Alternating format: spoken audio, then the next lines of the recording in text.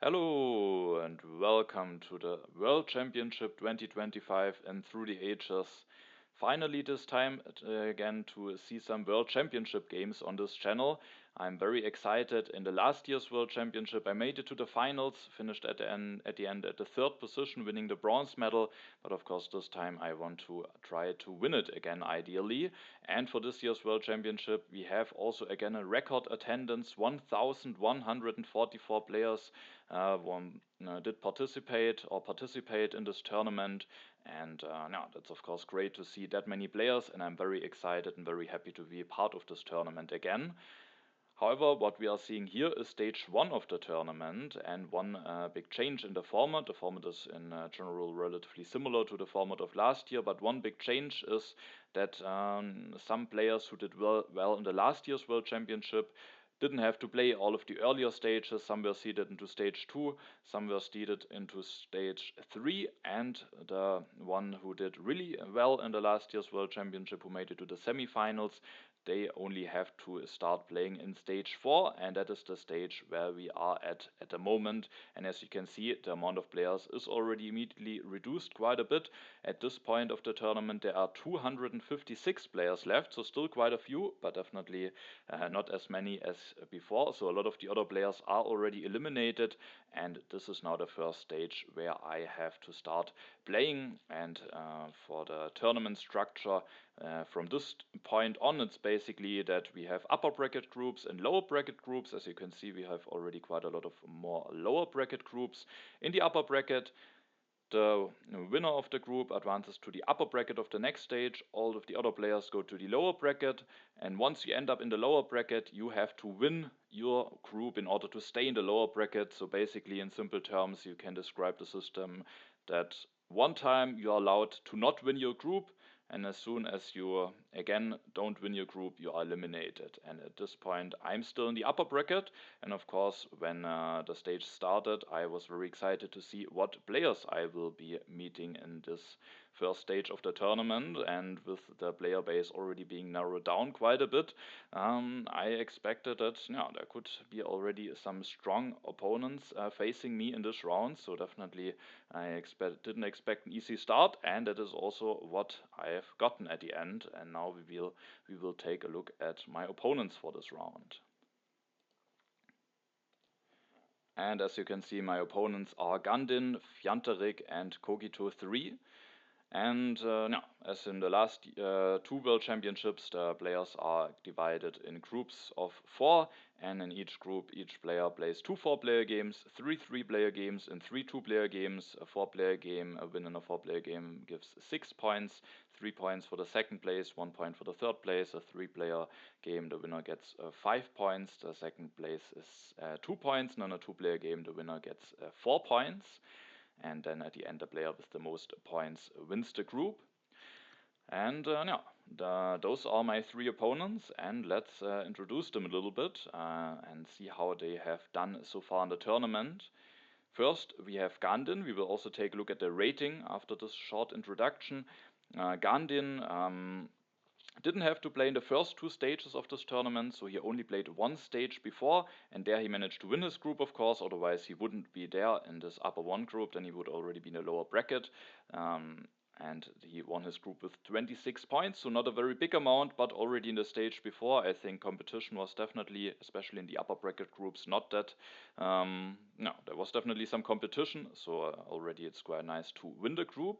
And also, I actually just played against Gandin in the International Championship in the Master Division, and there I have already played some games against him, and I think he definitely has proven there to be a very solid player, even though he got relegated at the end. But there were some very close games where he easily could have maybe finished at a better position and then could have stayed in the league. So I think he definitely showed a master-worthy performance there, and he actually still finished before me, because those of you who didn't maybe see it in the Discord already, I sadly in my last international championship season got relegated again into Platinum. So my last 2 international championship seasons didn't really go great for me, and so Gandin finished before me in this tournament. In the last year's World Championship, Gandin made it into the stage 5, so Definitely a nice result. This year he also will be guaranteed to go into stage 5, because in this group all of the players,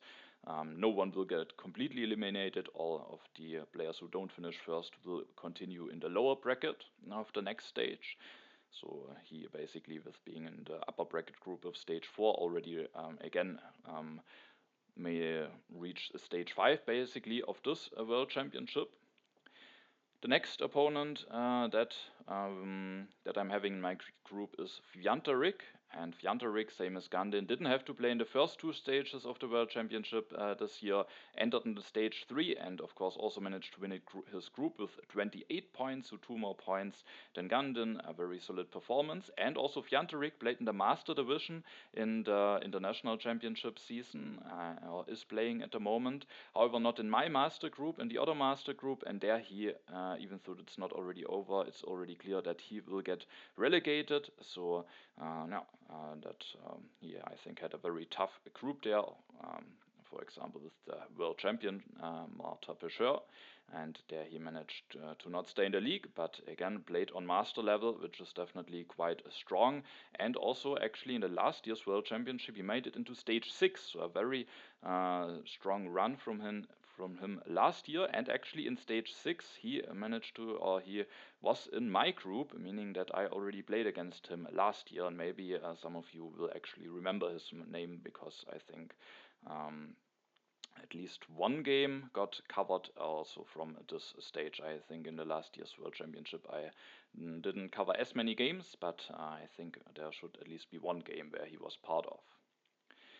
And then the last opponent that I'm having in my group is Cogito3, who some of you maybe know because he also has a YouTube channel and did actually already cover some of his World Championship games from the earlier stages. So if you're interested in how it went for him there, definitely check out his channel. You will find it linked in the description of this video. And Cogito3 is a little bit of a newer player, so he actually had to play from stage 1. So he played in stage 1, managed to win his group with 36 points. And for those of you who maybe want to check out his older World Championship videos from this year, maybe you shouldn't listen now if you don't want to get spoiled. In stage 2 of this World Championship, he managed again to win his group with 33 points, and in stage 3 he managed to win with 31 points. So each group he won with more than 30 points, so he so far had an extremely strong performance in the World Championship, and definitely has shown that while he is maybe a relatively new player, he is already playing on quite a high level. And I think he also plans to show the games from this group on his channel. So if you are interested to see the game as that you see on this channel also from his perspective, again, definitely check out his channel. And without any promising, there might be one game that we will even maybe discuss together or record together. But no promises, but maybe there will be something like this happening. All right, and yeah, so those are my 3 opponents and how they did in the World Championship. I think Cogito3, if I'm not mistaken, didn't participate in the last year's World Championship. In the International Championship, he, with only having participated or entered the tournament not that long ago, is still in the Bronze Division. However, for this season, he actually managed to clean sweep his Bronze Division, so won all of his 7 games. So some very consistent results from him, and it will be interesting to see how he will do now with facing against some very strong opposition in stage 4. Alright, with the short introduction, we will now take a quick look at the clicker rating, and then after that a look at the first 4-player game that has finished. And we are taking a look at the rating again on the new 3DH's official clicker rating website, created by Ruby Booby. So a big thanks to him for creating this great website, and thanks to this great website, it's actually now possible to just very nicely compare the 4 players that are in my group. I'm at the moment only in the 6th position in the rating. For quite some time I was in 1st position, but with my recently not so great results, I am now some places further down, and I'm definitely interested to see how this year's World Championship will be going for me, because no, I just felt, also with playing in the Master Divisions, now in Intermezzo and in the International Championship, I just felt like the overall playing level is getting higher, is getting better. Even yeah, players who are ranked quite a bit lower than me still play very solidly, don't do any big mistakes, and yeah, I'm interested to see how I will be doing this year. And I'm also very motivated, because after those not so great results, of course, I kind of want to prove myself that I maybe can again do a very nice run in this World Championship. So I'm very interested to see how that will be going. Then, according to the rating, the best opponent in my group is Gandin, who I played against in the current International Championship season. He's in the 37th position in the rating and has a rating of 1786, or you can also take a look at the estimated rating. So he is about 100 rating points behind me, but with that at a very nice placement, and is definitely a very strong player, as I have experienced in the International Championship season. Then we have Fjantarik, as you can see in this little note. He was in the quarterfinals of the World Championship last year, and he is at the 62nd position in the rating, just one place before Cogito3.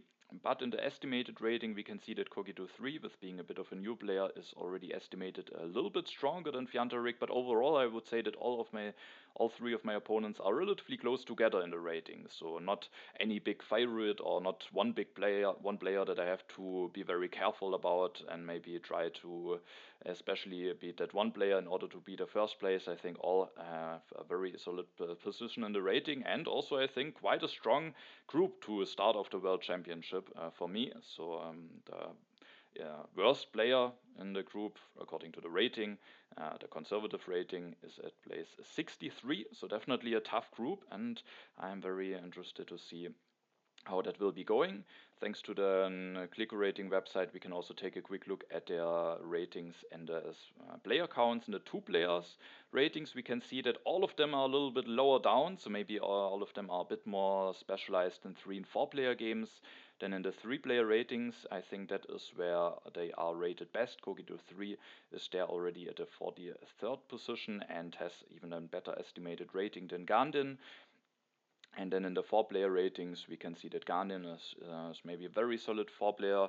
Fjantarik is a little bit less rated in 4 player games, and Cogito3 actually not that great rated, but maybe the sample size is also not that big yet.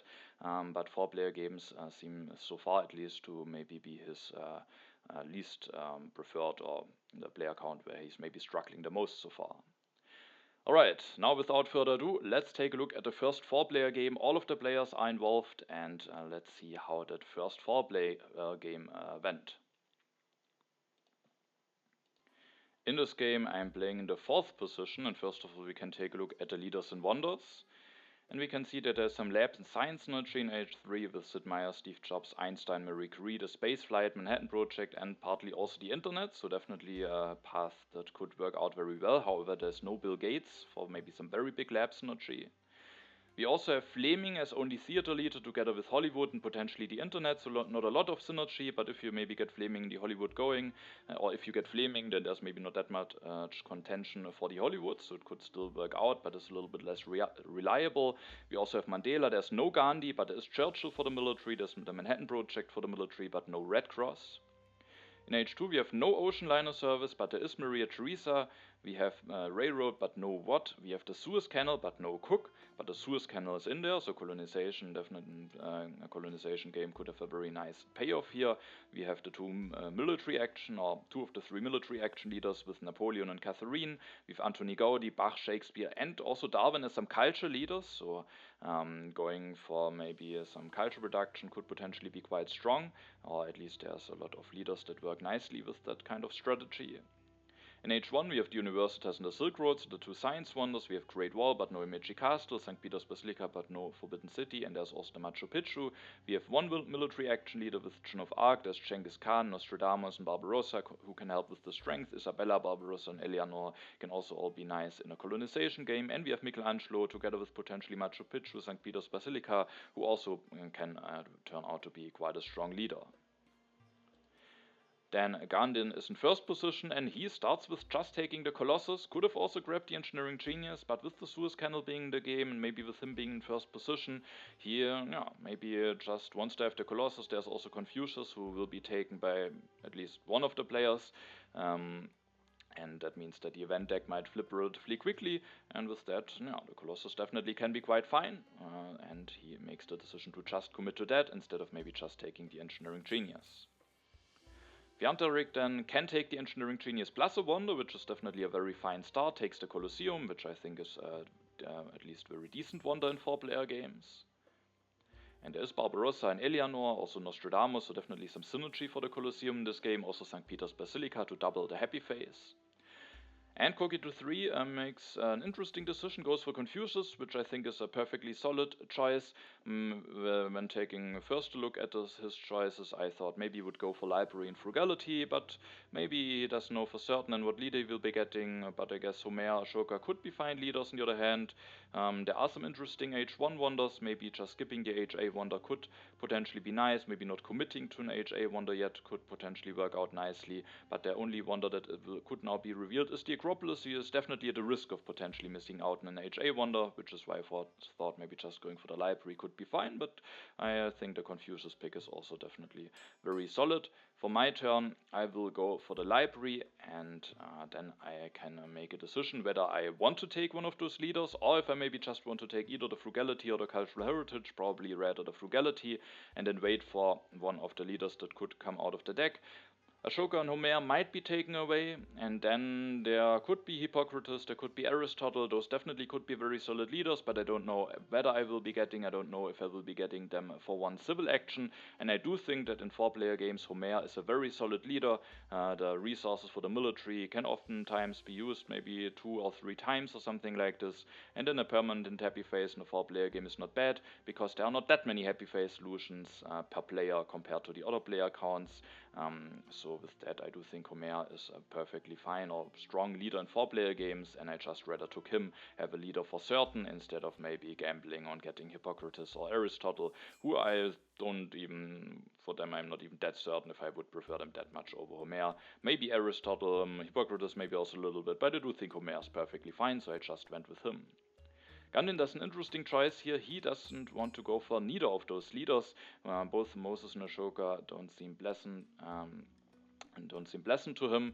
Ashoka in first position is maybe not that great, Moses is maybe not that great. I think it could still be very fine to just go for one of them and maybe be a bit more civil action efficient. On the other hand, when playing in first position, on the third turn, there's sometimes there are not the greatest things to do, and maybe it can be fine to just pick those 2 yellow cards and then either hope to maybe get a stronger economical leader like Aristotle, or, which of course could also be a reasoning for his delay, maybe get Caesar at the next turn, who is of course a very nice combo with the Colossus. Maybe can set up a colonization game, can set up an early strength push, so maybe he also wants to just wait for Caesar here. But I think maybe just going for Ashoka or Moses and then avoiding picking those 2 HA yellow cards could have been also a very solid choice. He will then increase his population with his last civil action. Fjantarik at his turn will go for Ashoka, has already a yellow card in hand.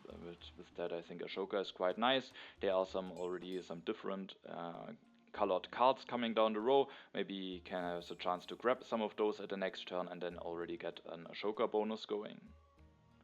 Cogito will go for Confucius, and as you maybe see, there was no Acropolis revealed, so far Cogito will play without a wonder, has to hope to maybe get a nice H1 wonder at some point. He will just go for normal stuff, building a mine, increasing population, taking the urban growth. There could have been maybe the idea of taking the iron for 3, but then he would either have to miss out on electing Confucius or building the mine. Probably that's at the end just too costly, so I think just doing normal stuff here should be best. At my turn, I definitely want to build a mine, get my production going.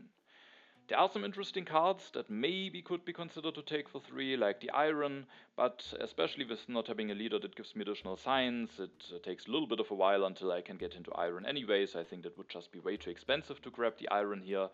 And there is a copy of Swordsman, especially with Homer. It can be nice to maybe have a copy of Swordsman available, as that is a very nice way to make sure to nicely be able to use his resources as often as possible, because you can just upgrade the one warrior that you're having for the start, maybe build a second warrior, then upgrade those two warriors, which is not the most military action efficient, but you can very nicely generate, use some of the additional resources that Homer has to offer.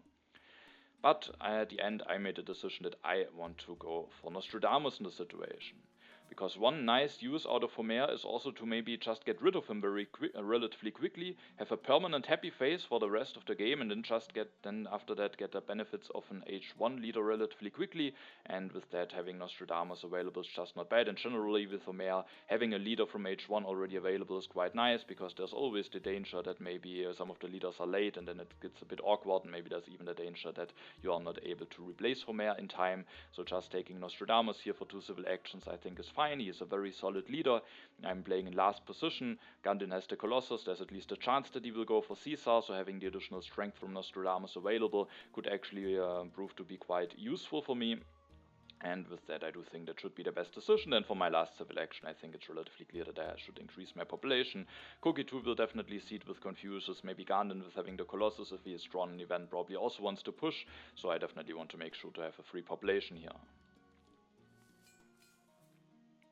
Then I draw the Rebellion, which is a nice draw because I have the additional happy face from Homer. Gandin doesn't see it and also doesn't go for Caesar, so doesn't want to go for an aggressive Colossus game. Instead, rather wants to go for Aristotle, maybe also influenced by the card draw, because he can do a very interesting turn here with just taking and electing Aristotle and then taking the Iron, scoring 1 science with Aristotle, and actually thanks to the cultural heritage that he has taken, he even without help from the developments can just play the cultural heritage and go for 2 Iron upgrades at the next turn, making sure that he can get some Iron upgrades going very, very quickly. And with that, maybe he just wanted to go for this economical route instead of the uncertainty that Caesar has to offer. Fjantarik will take the Code of Laws. With that, has a blue card in hand, takes the Swordsman, has the full Ashoka bonus activated, goes for the second lab, gets some science production going, so I do think that's looking quite strong for him. Cogito will seed, and the event revealed is the development of religion. I have a free population, so I think that's nice for me, especially because Fjantarik will miss out on this event with the additional happy face from Homer. Maybe it could also be fine if that event wouldn't be in the deck, but I can take it, and I at some point will maybe need 2 happy faces anyway, so nice that I'm able to take that. For Cogito, there are actually some early H1 wonders available, and he makes the decision to go for an early Silk Road, a decision that of course I can only support, and so he takes it and then makes the decision to take the Knights, having a military technology available, builds 1 step of the Silk Road, and maybe at the next turn he can build a second lab with actually already using the urban growth with the Silk Road bonus, doesn't get into consumption yet, and then can maybe finish the Silk Road in the next few turns and has a very strong first wonder going.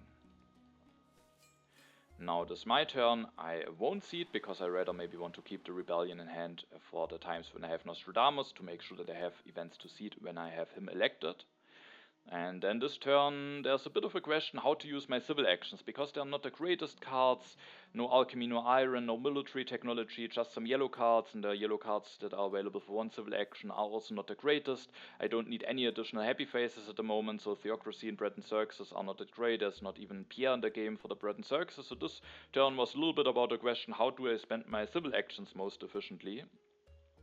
And one way of doing that, of course, is to elect Homer already, which is a nice way to spend my first civil action. One question that I also have to ask myself is, do I want to just build a second lab and maybe get a science production already going this turn, or do I want to wait with building the second lab and aim towards finishing the library first?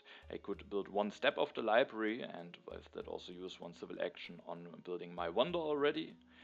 And with having Homer, and with maybe wanting to replace him relatively quickly, especially if the event deck should flip quickly, I thought that it is maybe beneficial to just finish the library and then giving me the opportunity to be able to elect Nostradamus just at a time when I want to elect him, and with that I made a decision to build 1 step of the library already. And then my first instinct was to maybe take one of those yellow cards for 2 civil actions. For example, I could just take the cultural heritage if I want to have some additional science. That was definitely something that I highly considered, because I think having as much science available as possible is just quite nice. Even though I will get some additional production from the library, some additional science can always be nice. On the other hand, I could also take a rich land. At some point I will go for my iron or farm upgrades, and then it just gives me 2 resources. And while I could also take some cards for one civil action, for example the patriotism or the stockpile, who all both give me basically 2 kinds of resources, but for them I need a civil action to play them, meaning grabbing those and then playing those later on, compared to just grabbing a rich land now, is basically of similar worth. And with that, it definitely could be considered to just take the rich land, especially if I take the stockpile, for example, or the patriotism. Then I still have to spend my last civil action on something which I can do on increasing my population. But if I don't do it, I get an additional food. So taking the rich land for 2 not only gives me 2 resources, but also 1 food. And with that, I pay 2 resources for that, compared to the stockpile that's just where I also pay 2 resources for that, and I only get 1 food and 1 resource. So if you think about it like that, the rich land is probably the better pick. Nonetheless, I actually made a decision to increase my population and take the stockpile here. And now, what were my reasons for that? It's of course true that a rich land maybe just gives me more value, but it's also the question when will I be able to use it? If it maybe takes a while until I can get into iron or irrigation, then it's just sitting in my hand for a while and isn't really doing anything, while the stockpile resources I can use for certain. And also while overall, it will take me the same amount of civil actions. With taking the rich land, I'm front-loading 1 civil action, while with the stockpile, I can now increase my population, meaning for the next turns, I'm a little bit more flexible. But actually, one very important reason was that with the stockpile, I at the next turn will have the option to finish the library, and with the 1 additional resource from the stockpile and the 1 additional resource from Homer, I will be able to build a warrior, and with that have the option to, if I want to, start already using the resource from Homer, slowly start building up some military, and if that should happen, then the stockpile is actually also giving me even another additional resource. Of course, maybe there is some other important stuff to do, maybe there will be some additional resources revealed from the developments anyway, but at the end I thought that I slightly prefer the stockpile here, overtaking either Richland or Cultural Heritage for 2 civil actions, but I think it's a very, very close call, and just taking either Richland or Cultural Heritage, not going into consumption yet, could also be fine, but at the end I went with the stockpile, and I like the stockpile more than the patriotism. The additional food makes up a little bit for going into consumption that early, and as said, the additional resource might help me using Homer's resource, and if I play the patriotism, then I can build a warrior, but then again, I'm not really using Homer's resource, so I thought the stockpile is the more valuable card, and went with that at the end. But I was not too happy about the turn, because of course grabbing a stockpile, going into consumption very early are things that I generally don't like to do that much. But at the next turn I can finish the library, and then I can maybe already elect Nostradamus potentially. I can maybe use Homer's resources to build a warrior, so overall I think that's still quite nice. Gandin seeds in the development of politics is revealed, so I have quite some cards in hand now. I have now also some tactics, and with those tactics drawn, I think it's also quite a bit nicer to maybe invest into an additional warrior, because with not knowing what tactic I will be getting, it could be a bit annoying, but now I have the phalanx tactic, for which I need a second warrior anyway, so if I make the choice to build that, then hopefully that will also be useful for tactic purposes.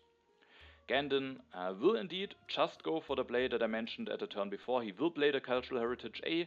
That card is actually very useful now. He could have also scored the science with just, for example, taking the bread and circuses with Aristotle, but maybe didn't really wanted to have them with already having a free religion, with there being no Pierre in the game, which I think is a very solid choice, and so he just plays the Cultural Heritage and goes for 2 iron upgrades. Fjantarik at his turn will offer the open borders agreement to me, which I was of course very happy about, especially because I will have Nostradamus, who is very happy about getting additional draws and being able to hold more cards in hand.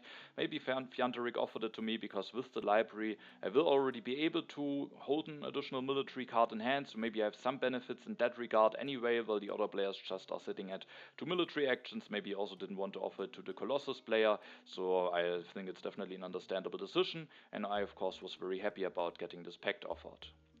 Fjantarik will now use the engineering genius in the first step of the Colosseum, will just finish the Colosseum and then take the cultural heritage to get a full Ashoka bonus again. Doesn't go into consumption yet, however he has now a lot of food saved up, making him maybe a little bit inflexible for the next turns, but he is maybe just generating a lot of value, and if he just increases his population a bunch of times in the next turn, maybe it can still be fine for him to just for now save up that much food, but if there are some important cards for him to grab, maybe it could potentially backfire.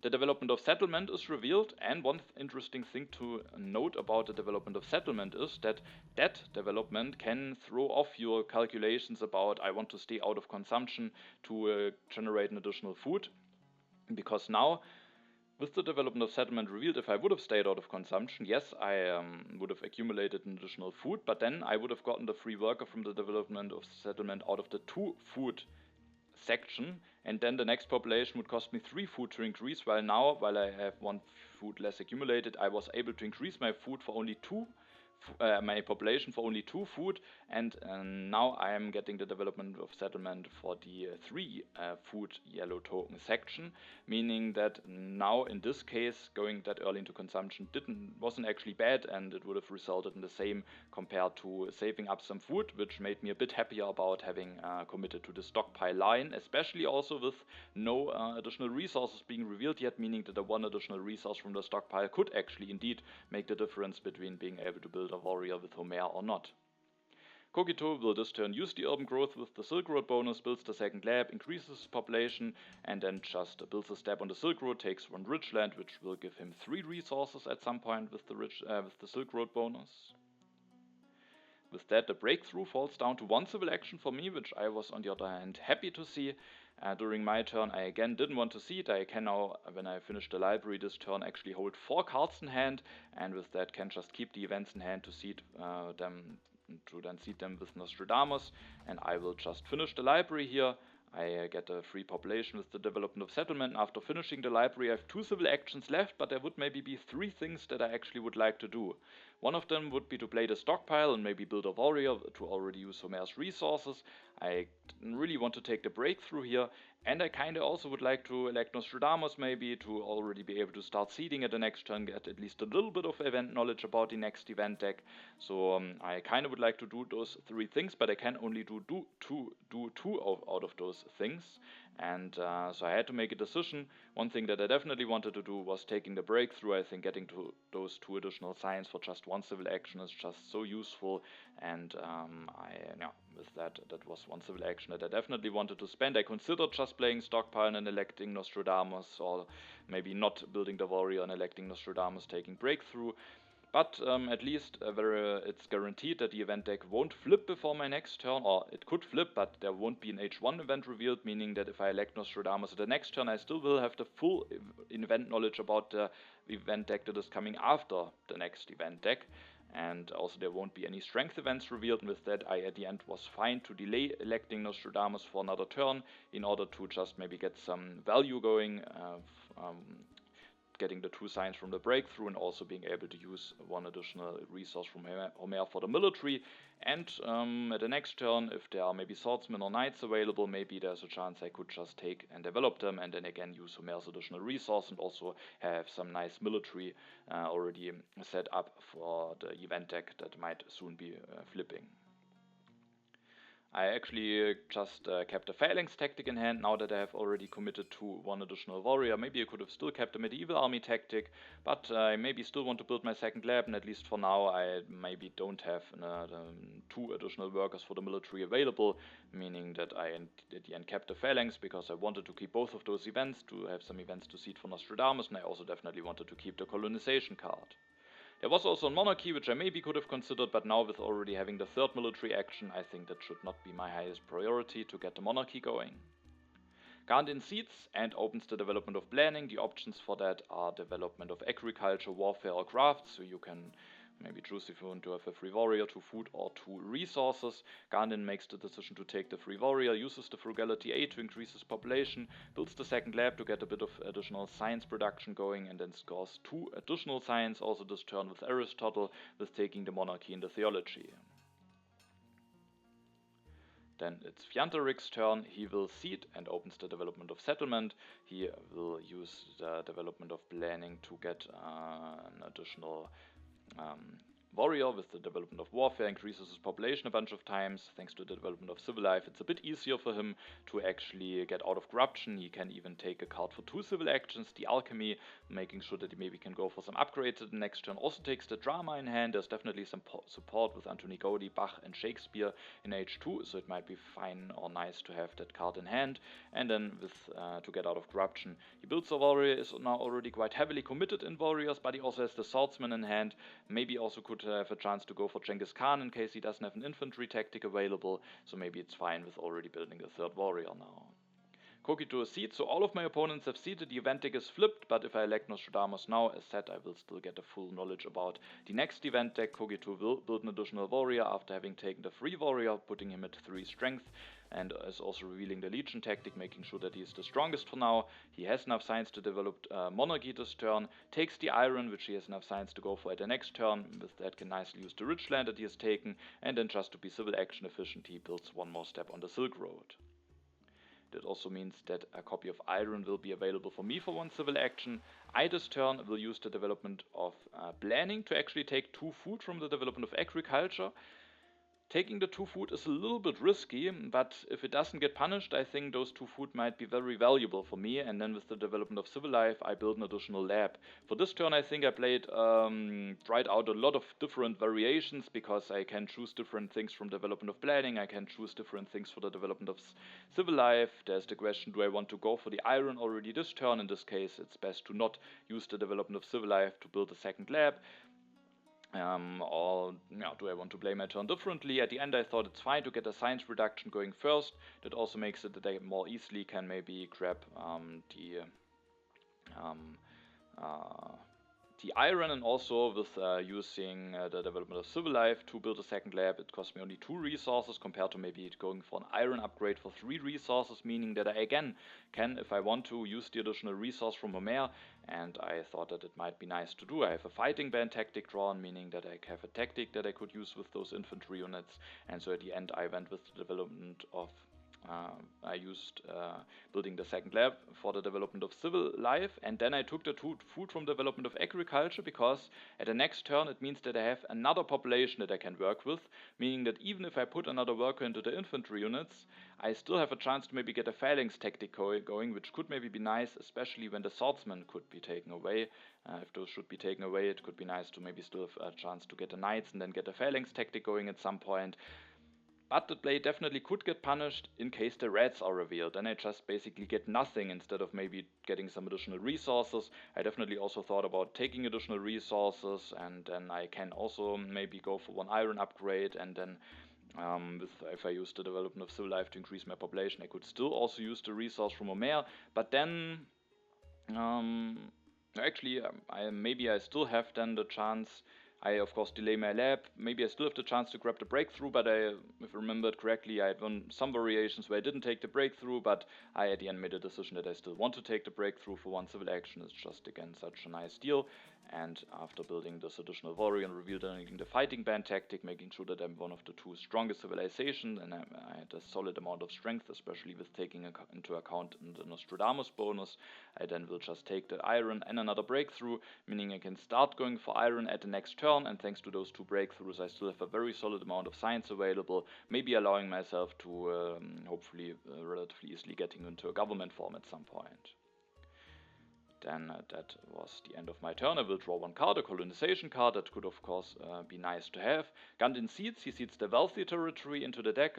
Now of course I'm seeing what my opponents seed with Nostradamus. The first event revealed is the new deposits, which I am sadly not getting the most resources out of, but maybe it will at least accelerate how quickly I will be able to go for my Iron upgrade, so maybe it is still a fine event for me after all. Gandin will use the development of civil life to develop the monarchy, so with that he's just enough science to do that, and then he will just finish the Colossus, has, especially with the new deposits, a lot of resources now, and uses those to take the Universitas, and will be able to finish it already the next turn, which then would put him at a very solid science production, and generally leaves him with quite a nice starting position, I would say. Having the Iron Mines and then getting the Universitas, I think is just a very strong lineup that you can have.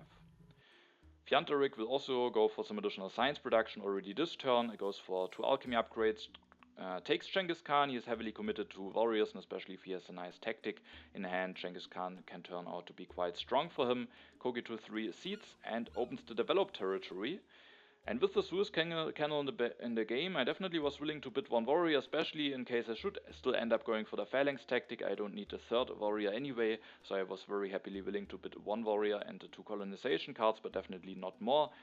And I also was very happy to see that there have been no reds revealed so far, which could have punished me taking 2 food from the development of planning. I win the colony for 1 warrior, which I was relatively happy about. Cogito will go for some iron upgrades this turn, but only for 1. After that we'll finish the Silk Road. Could potentially go for another upgrade with the Rich Land, but instead he maybe wants to make sure to have a nice way to increase his strength with already being heavily committed on warriors. Maybe the swordsman could be very important. Maybe also it's important to deny them from me potentially, and if I want to get a significant amount of strength, have now to wait for the last 2 copies of knights that are still in the deck.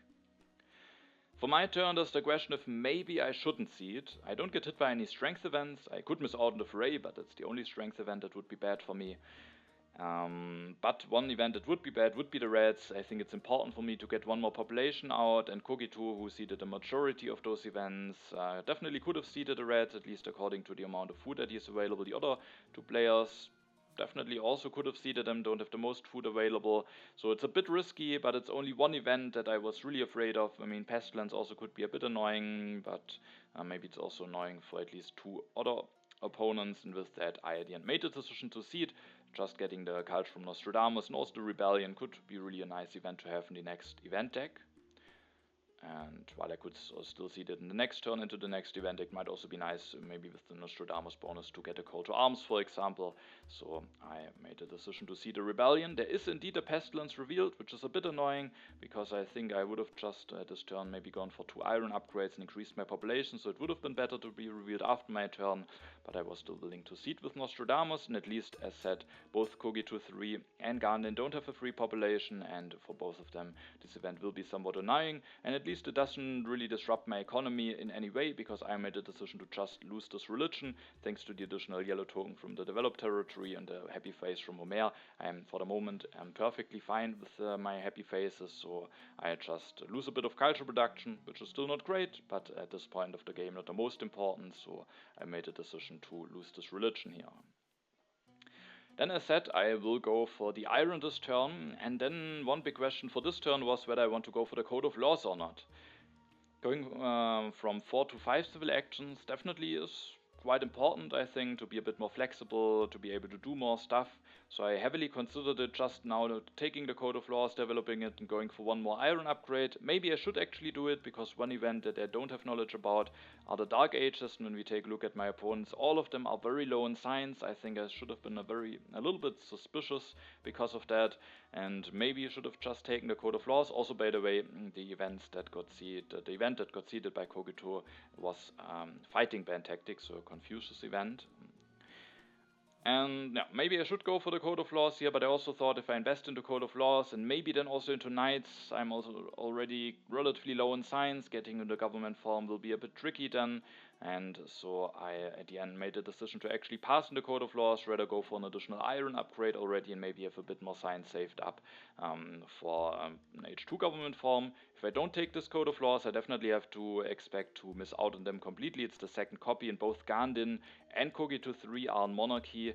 We'll have some additional science available, so with the Silk Road and the Universitas, so it definitely won't again be available for me at the next turn, very likely.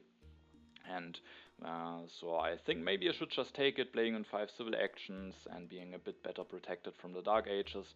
Maybe I actually should develop the iron without a breakthrough, but then it could maybe take a while until I can use both breakthroughs, which could be relevant in case, again, maybe to get into a government form going quicker if I go for iron now and maybe for knights at some point, and not using those breakthroughs and not having the 2 signs already available to actually use them could potentially be bad. Maybe even if the Dark Ages are revealed, it still gives me basically 1 additional science, and having the 1 science up front could still be potentially important. So I at the end went with using the breakthrough. I made the decision to not go for the Code of Laws, but I'm not completely certain about this decision, and I think it could have been perfectly fine to just go for the Code of Laws here. For my last civil action, I made a decision to increase my population. I could have decided to maybe accumulate one more food with not going into consumption, and especially because there's some very solid yellow cards to take, either the additional resource from the rich land, or maybe even more important could be the frugality to get even more population out. But then I would just be really vulnerable to the rats. So I thought I want to be a bit safer after already having lost the population to the pestilence, and just increased my population here. I will draw 3 cards now, the Raiders, the Crusades, so some strength events. If I want to push at the next turn, I have to commit to a strength event. Gandin will use all of his resources to finish the Universitas, and then with his last 2 civil actions will take the Code of Laws, scoring 1 more science with Aristotle. Then it's Fjantarik's turn. He will seed. The Enslave is revealed, giving every player 1 additional science. The event that he seeded is the Immigration. So another Happy Face related event is coming, with him going for drama. Definitely a nice event for him to push. He will go for the drama, start a little bit of early culture production. The drama makes it that he has enough Happy Faces for now, protecting him from a potential rebellion. He will then take the rich land in hand, adopts the fighting the legion tactic, going up to 5 strength, making sure that he's not the weakest after his turn. Interestingly, he makes the decision to not elect Genghis Khan, and also him copying the legion tactic is maybe an indicator that actually he could potentially not have a knight's tactic available. Maybe he just really wants to keep Ashoka, but I'm not sure if there's a big enough reason to not go for Genghis Khan and reveal, for example, a heavy cavalry, or maybe even just a phalanx tactic already.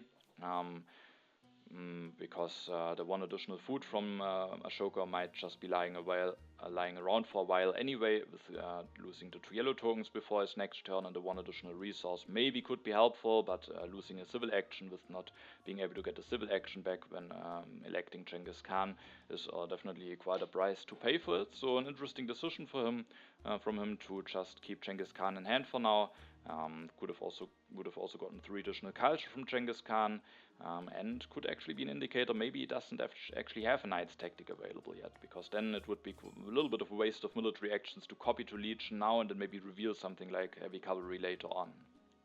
Cogito3, he pushes again an infantry tactic into the deck, but this time it's the Legion tactic, and here sadly the Dark Ages are revealed, so I do get quite a bit punished for not going for the Code of Laws at the turn before I lose 5 science, which is definitely a setback, and I of course was not happy to see this. Cogito3 will then go for Eleanor. There would have been also Barbarossa, but at the moment he has only enough food saved up to maybe go for 1 activation, which sometimes can still be worth it if you get him at the end of H1, but Eleanor is also a very nice transitional leader, and maybe allows him to get some additional draws, and if he replaces him quickly, also some additional civil actions during a relatively short amount of time. So he goes for her, goes for developing the swordsman, upgrades 1 more mine. He has only 2 mines at the moment because he lost 1 to the pestilence, and then he will go to 1 for 1 upgrade, 2 upgrades to swordsman in order to stay the strongest. Now it is my turn. I have to make a decision what event I want to push, and I made a decision to push the Raiders here, just because it's maybe the, for me, least swingy event. The Crusades could also be considered. Those aren't disrupting my economy or anything at all, but I at the end just thought, with Nostradamus, maybe I have a decent chance to at least not be part of the Raiders, and even if I get hit by the Raiders, I have now some relatively early iron upgrades going, and maybe we'll have a little bit of food lying around, so maybe it's not too bad if I get hit by it, and with that I rather see that the Raiders, with only being on 4 civil actions, losing civil actions to the Call to Arms could potentially end up quite bad, so I definitely didn't want to see the Call to Arms. Maybe I should have just seeded the Crusades here, just shifting a little bit of culture around, and hopefully I won't end up being the weakest, and then it's somewhat neutral for me. So I think maybe I should have just gone with that instead of the Raiders here, but I think I just thought that with the Nostradamus bonus, maybe I have a decent shot to actually not be part of this event at all, and then maybe get a benefit against 2 of the other opponents. After having seeded this turn, the question is what to do. I for a moment thought maybe I want to go for the Knights now and then for the Phalanx tactic, but I have quite some knowledge now with Nostradamus, and maybe can put that knowledge to good use, because the raiders that I just seeded is the only strength event that is coming in the next deck, meaning that maybe there isn't a lot of merit into going then into knights and then revealing the tactics, spending a lot of science into the knights, especially now that I lost a lot to the Dark Ages. Now that the Dark Ages are out, maybe it could be fine to just try saving up a bit of science in case an H2 government form will be available early. Taking knights for 2 is quite expensive anyway, so I felt, especially with another copy of knights coming, I definitely shouldn't take those knights here, and maybe it's fine to just stay with those 2 warriors on fighting band for a moment, or for a little while longer. Then the question is how to use my civil actions, and I do think there are some options to increase my economy in the road. There's the alchemy, there is the irrigation. Normally, as you know me, I'm not the biggest fan of the irrigation, and so I definitely considered going for the alchemy here. And I could just, for example, take the alchemy, develop it, go for an upgrade. But a problem with going for the alchemy is that then after going for that one upgrade, I have still 1 civil action left that I have to spend somehow. And maybe it's not too bad to have the irrigation in hand as a backup, but just having all of those H1 economy upgrades going at the same time is maybe not so great. Then you at some point in H2 maybe you are running out of steam. I do think it's nice to at least leave one area not solved, to then be able to go for some H2 upgrades, which maybe will be stronger long term.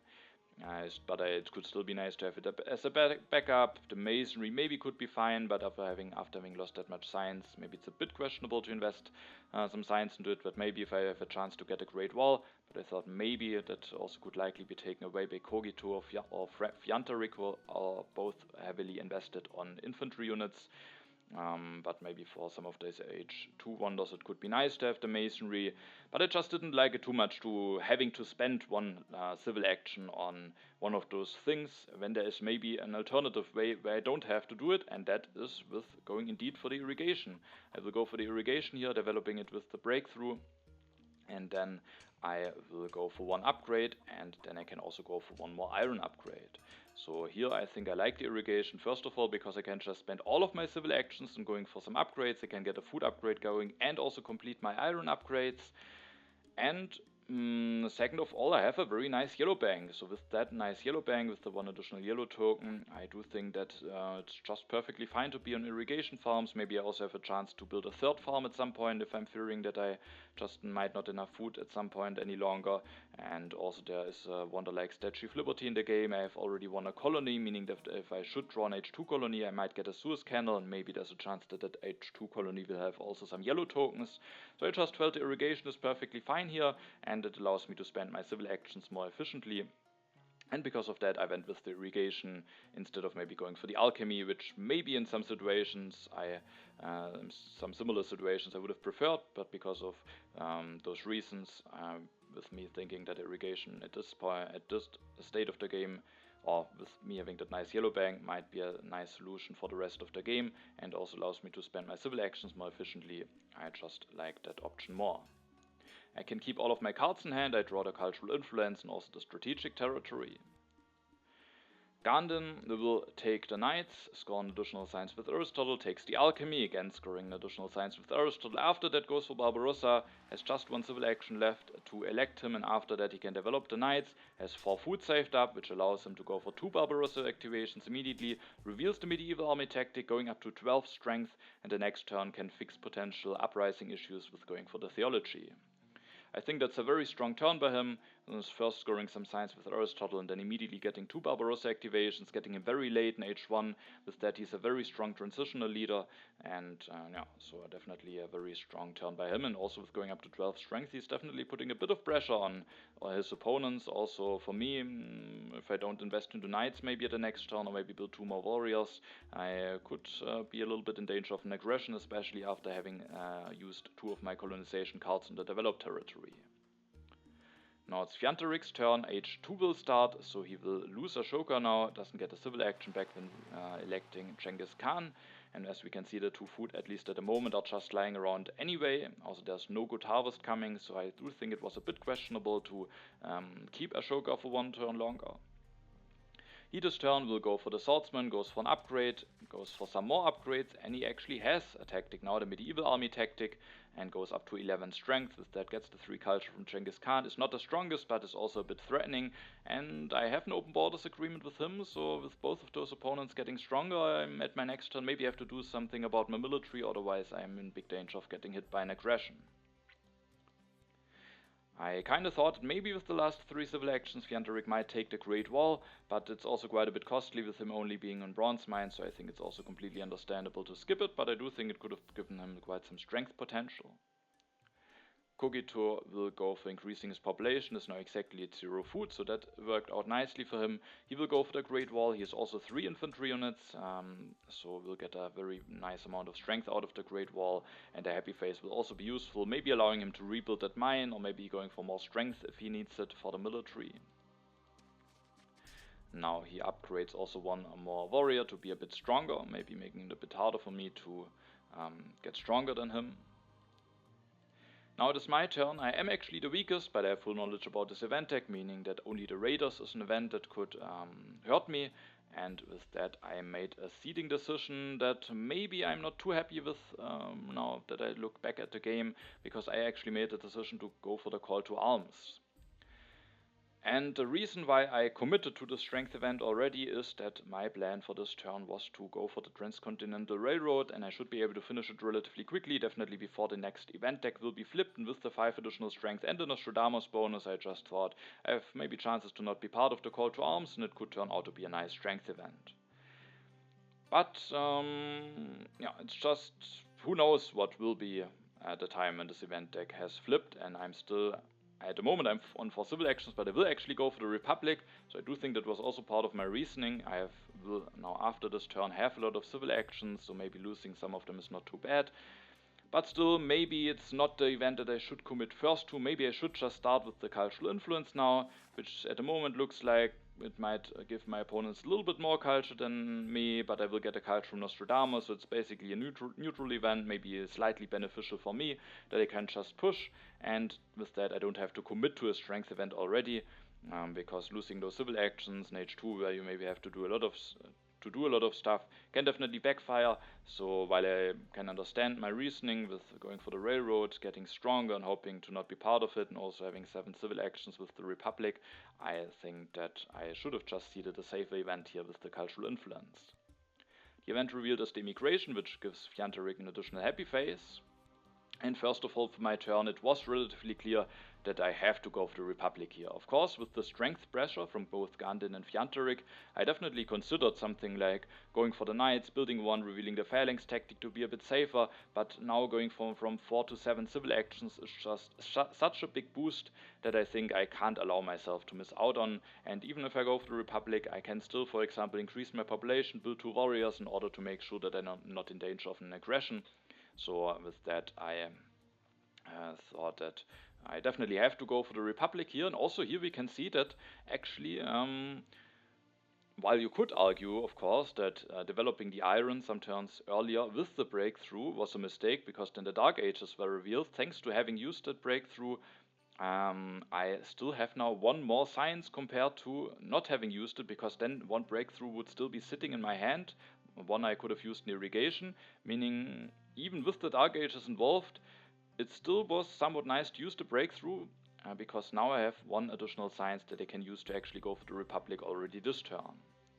After going for the Republic, I have 3 civil actions. My thoughts were that, I am only at 6 strength, I've just used 2 H1 colonization cards, I'm really in danger of even a double aggression potentially, and Gandin even had already some H2 draws from the Colossus. At least Fjantarik has only H1 cards in hand, but I could really be in danger of getting hit by even a double aggression, so I kinda have to increase my population and build those 2 warriors.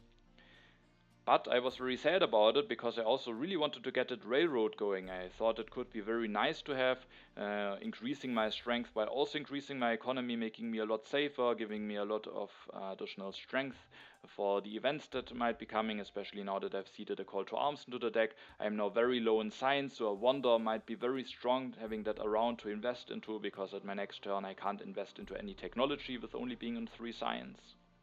So I really wanted to take the railroad, but if I take the railroad, then I'm just in a very big danger, I said, from an aggression. So here the question was, is that really a risk worth taking? And maybe it seems unreasonable, but I actually made the decision to just go for the railroad here. Of course, I could now get hit by a double aggression, but Fjantarik at least has only h1 cards in hand, so he can only go for an h1 aggression. And Gandin had some h2 draws, but with only having 3 draws, it's definitely still less likely that he has an aggression from h2 than that he has one from h2. Of course, he could still have an h1 aggression. Against Gandin, at least, he knows that I have a reasonable a chance to defend, because one h2 defense card would be enough to defend against him, and I will be getting 3 draws now, so he has to make a decision. Does he really want to risk that aggression, or does he want to just go for seeding? If he has a strong h2 aggression, probably he has to dry it, just because it would just be a very big upside for him. But I was hoping that, now for Gandin, there's at least a chance, first of all, that I draw a defense card. There's a chance that he won't go for an aggression. For Fjantarik, it's even more dangerous, because even if I draw an h2 colonization card because of the open borders agreement, I can't defend against an aggression from him, but he has only h1 cards in hand. Those h1 aggressions are not too bad. It would be a bit annoying if my railroad would get destroyed and I can't get the 5 additional strength immediately the next turn, but in that case I could just build 2 warriors and make myself a bit safer with that. And my thoughts behind that move was just that I didn't really like it at all to commit into 4 warriors here. It makes me a bit safer, so I definitely heavily considered it, but I just didn't like my situation with being on 0+3 signs and not knowing if I have something nice to invest into. So I thought that maybe with going for the 2 warriors play, I go for a more conservative play, which maybe has less risks involved, and maybe makes it that I more solidly can finish maybe at 2nd or 3rd position, of course also still in the 1st position if things go nice for me. However, if I can go for the railroad here without being too heavily punished, I did think that my position might just really get a very big boost. With going for the Republic already, I'm now at 7 civil actions. If I then at the next turn can go up to 8 resource production, plus get a strength boost, be perfectly competitive in strength, also with thanks to Nostradamus, be perfectly competitive in culture, I thought I really have a very big advantage, which could just lead into a position where I have good chances to win. And with that, I was at the end willing to take the risk of taking the railroad, even though it comes at the risk of double aggression. But now, after having committed to this move, of course I was very excited, or also a bit afraid to see what will happen during Gandin's and Fjantarik's turn. But first of all, I was very, very relieved, because I do get quite a bit lucky here. I draw an h2 colonization card, meaning that Gandin, who poses the bigger threat with having h2 cards in hand, can't go for a successful aggression against me. In addition to that, I also have the defensive army tactic drawn. With me having not committed to any military technologies, it's a very nice tactic to have, knowing that if I get riflemen and cannons, I have a very nice tactic that I can work with. So I was very relieved to see this defense card. Now I can only get hit by an h1 aggression, and I felt already a lot greater about having done this move. Also, one thing about taking a railroad is also that if I don't take it, it still is a little bit risky in the regard that I do think it could be a solid move for Gandin to develop the Code of Laws and then just take railroad, take engineering genius, finish the railroad at the turn after, going up to 17 strength, and with that actually being quite a bit threatening, and with me only sitting on warriors and being low in science, that also could turn out to, or could get into a dangerous direction, especially if Gandin has a war available. So not taking the railroad definitely also has some risks involved. Gandin will see, doesn't try an aggression. The wealthy territories revealed I definitely pass here, as I don't want to make myself even more vulnerable. Gandin wins the colony for 1 knight and 1 colonization card. Also I saw of course what he seeded, and he seeded another colony into the deck, the vast territory 1. So with having Barbarossa and the Colossus bonus, he really wants to make sure to get some colonies going. Has also the chance to grab the cartography this turn. However, he won't do it. Instead he will upgrade his religion to theology, allowing him to free up a population that he can put back into knights after having won the colony, and then he will just take the selective breeding. If he gets that going early, he might still be able to get some Barbarossa activations before he has to replace him. Fjantarik Seeds, the Raiders are revealed. Sadly, I am part of the Raiders, but I also would have lost the Crusades at this point, so it's the question what is worth, losing 4 culture or 2 food or resource. Maybe at that point probably still the food and resources, so maybe I should have seeded the Crusades early on. Fjantarik will actually go for the Statue of Liberty, will at least get the Engineering Genius, with that it maybe is somewhat affordable for him. Also goes for second Drama, so he's going for a little bit of a greedy culture line, but also just maybe has to invest into something, and at least he will have a bit of a culture lead.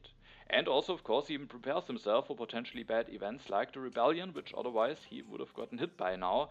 Now, after Gandin and Fjantarik both have fixed their happy faces, Cogito is actually the only player to lose 2 civil actions, which is of course unfortunate for him, especially because during his turn he would have fixed his happy faces anyway. But no, that's of course unfortunate, but that's always the risk when you are when you have some unhappy workers available. This turn he can finish the Great Wall, going up to 11 strength, meaning at the moment I'm relatively weak, but with not being disrupted, with getting hit by aggressions, I can now finish the Railroad, going up to 8+3 strength with Nostradamus. Cogito, after finishing the Great Wall, has 1 civil action left that he will use to take the reserves. With the Silk Road bonus, he can either use it for resources or just for 4 food to increase his population one more time. Now it's my turn, and I think this time I seed the Cultural Influence into the deck, which I maybe should have already pushed at the turn before instead of the Call to Arms, because now with the event deck being moved relatively quickly, even when I go up to 11 strength, there's still a chance that I maybe get hit by the Call to Arms already before my next turn, so I kinda wish that I maybe wouldn't have committed to it. I will open the Legion tactic, the Confucius event seeded by Cogito, and this turn of course I just want to finish the Railroad. That's just a very nice way now to get stronger, and with not getting punished by my move of being vulnerable to aggressions, I really felt that I have a strong position now. We can maybe take a look at the overview after my turn again. I'm not at 8 resource production. I have a nice yellow bank. I can easily get some science production going either with scientific methods, journalisms, or maybe also the Harvard College. I have 7 civil actions. At some point I might have an issue with my military actions when the open borders agreement will get cancelled, but there's still a shot that I might get strategy, and there are also some military action leaders available, and also with the 5 additional strength from the Railroad I'm just generally a little bit safer. Then one more clear pick for me was that I wanted to take the Rifleman. I have the defensive army tactic. Generally having the Rifleman available is quite nice because I can upgrade my units instead of having to build new ones. Advantage over the cannons. I could have also just taken the cannons, but it's available for 1 civil action more, and there's one more copy of it in the game. I consider taking the cannons because both Fjantarik and Cogito have swordsmen already, so maybe they would pass on the second copy of Rifleman. The other one very likely will be taken by Gandin, but there's definitely a chance that the Rifleman might get denied, and I just with that wanted to have them, and with not having to wait 3 civil actions to take a military technology, I still have 1 civil action left, which I can use to take a yellow card, or which I also consider the opera, because there are some culture leaders. There's Bach, Gaudi, there's the Hollywood at the end, so it definitely opens up some options to maybe find a nice way to generate some culture with having the opera available.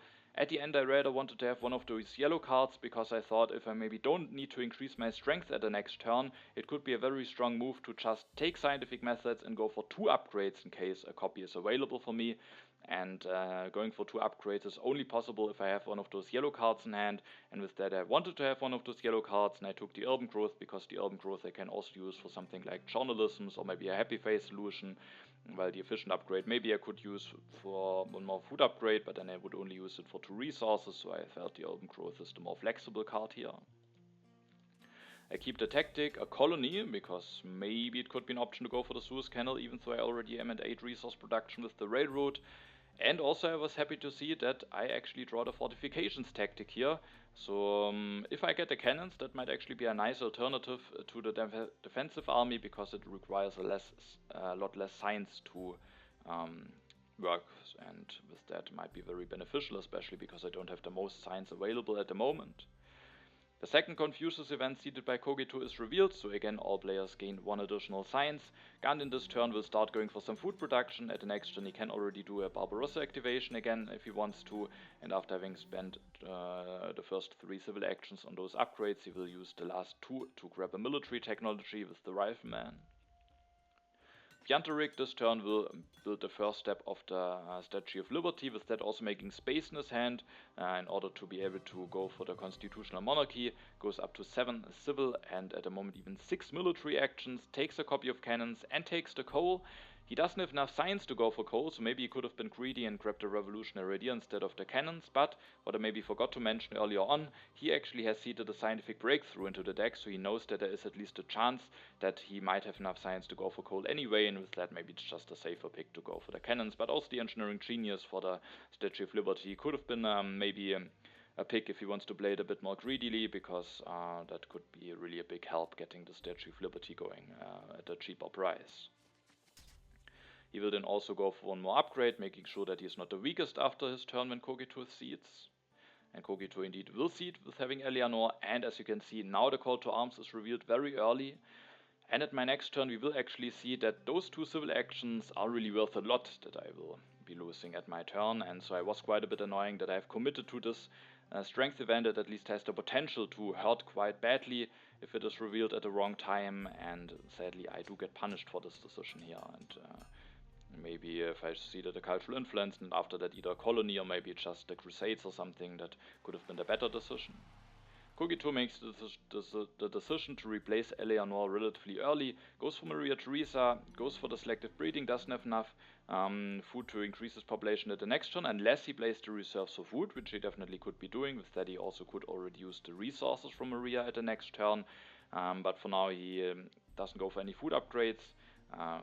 Also didn't have enough resources left after already upgrading or actually building one additional mine, so yeah, I think that definitely makes sense. And then at the next turn he can maybe go for reserves and play them for food in order to get an additional population out. Then it's my turn, and I do think, if I'm not mistaken, I seed the Civil Unrest into the event deck, as my happy faces hopefully will be nicely covered. And the vast territory is revealed. It was seeded by Gandin earlier. I was just willing to go all in. There is a copy of cannons in the row. If I win this colony for 2 warriors, I think I would have been happily willing to just go for cannons and build 2 of them. However, with Gandin winning this colony and with that having another colony for himself, I thought that now maybe it is even more important to deny the Suez Canal from him. Maybe he would have won it anyway, so even without a colony being revealed, I heavily considered going for the Suez Canal, but now that I know for a fact that Gandin has already 2 colonies, and he had already a decent amount of draws with the Colossus, so if he has a strong H2 colony and finishes the Suez Canal, I do think that could just give his position a very big boost. And as the Suez Canal is at least fine for myself with having a colony and an H2 colony in hand, I made a decision to actually go for the Suez Canal myself, even though it means not taking the cannons, which is definitely risky, especially with having the drawn the fortifications tactic. It would just be awesome to get the cannons, and also maybe Cogito3 not getting the cannons with having the Great Wall could be quite nice, so it's definitely a risk. But I felt like Gandin's position could just get really strong if he gets the Suez Canal. Maybe he's also fine with getting the Harvard College, but the Suez Canal I think would be a lot stronger if he has a strong H2 colony. And I do think the Suez Canal at least also has the potential to still be quite nice for me, because getting it with the wealthy territory, with me having a lot of resources anyway, is maybe not great, but I will have some draws left until I finish the Suez Canal, so there's at least a chance that I will maybe draw a colony that is more suited for my civilization, and then the Suez Canal could actually still be quite strong for me, and with that I was willing to take it. And then to get out of corruption I went for 1 food upgrade. Maybe I want to actually give myself some time to potentially draw a better colony, so I don't necessarily want to finish the Suez Canal at the next turn. And with that I didn't want to build a step already, I just wanted to get the food production going earlier. I know that there are no rats coming thanks to Nostradamus, and then just having the food earlier could be quite nice, and hopefully I will have enough civil actions to avoid any corruption issues that I now could potentially having with having 9 food saved up at the next turn. But here we can also see how much it hurts to not have 2 civil actions more available for the turn, because for example I could have just taken the engineering genius, I could have taken the revolutionary idea, which is probably the more important card. Probably I would have done something like taking the revolutionary idea and increasing my population. I could have considered taking the architecture, a lot of very strong cards, the wave of nationalism with me being the weakest. Lots of strong cards could have been available for me that I could have taken, but now I miss out on them, so the call to arms, seeding that into the deck, really backfired for me here. I actually made the decision to already commit to the fortifications here with wanting to keep the colonization cards and the wealthy territory. And if I get the cannons, I do think that fortifications is probably a better choice, unless of course I have to commit to the rifleman at some point, or maybe I miss out on cannons completely and then I can go for rifleman and maybe at some point for rockets. Then of course the defensive army would be better, so it's a bit of a risk. But again, I made a decision to take that risk, but maybe I could have discarded one of the other cards. What I was very happy to see is that I actually draw 2 more colonies. The inhabited territory could really help me out with my population, definitely making sure that the irrigation is a very nice long-term solution, and also the strategic territory for the 4 additional strength and a lot of draws could be a very interesting colony for me, so I was very happy about how my decision on taking the Suez Canal worked out for me with drawing those 2 colonies now, so definitely a bit lucky for me. Gandin is the weakest after winning the vast territory for a whole army, so he doesn't seed. Instead he uses Barbarossa to rebuild, gets 2 Barbarossa activations, increases his population 1 time, develops the alchemy as just enough resource to build an alchemy directly, goes up to 5 science production, takes the revolutionary idea and also the wave of nationalism. Now it's Fjantarik's turn. He will seed and seeds the inhabited territory 1 into the deck. It's interesting that he pushes a colony with me having the Suez Canal, but he's also the strongest. Maybe he just doesn't have the greatest events to choose from. Maybe he has a bunch of colonization cards in hand and hopes that he has some good chances to win the colony. The scientific breakthrough is revealed just in time for Fjantarik, because with the 4 additional science he now will be able to go for the coal already this turn, plays the reserves for resources, goes for an upgrade, takes the breakthrough and the frugality, and with that has some nice yellow cards available and will finally start getting some more economy going. Maybe a little bit late, but it could also just be in time, but his food production will maybe be a bit delayed.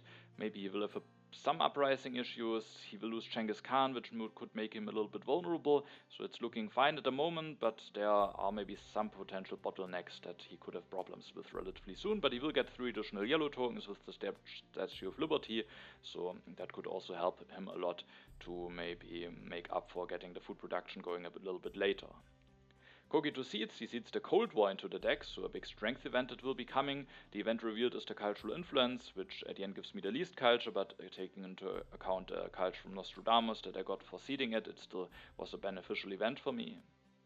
Cogito3 will now this turn play the reserves for food, will increase his population, getting an additional science and culture from Maria, has also 3 additional resources available that he can use. He will go for the cannons, builds 1, and with that going up to 15 strength, making sure that he is the strongest.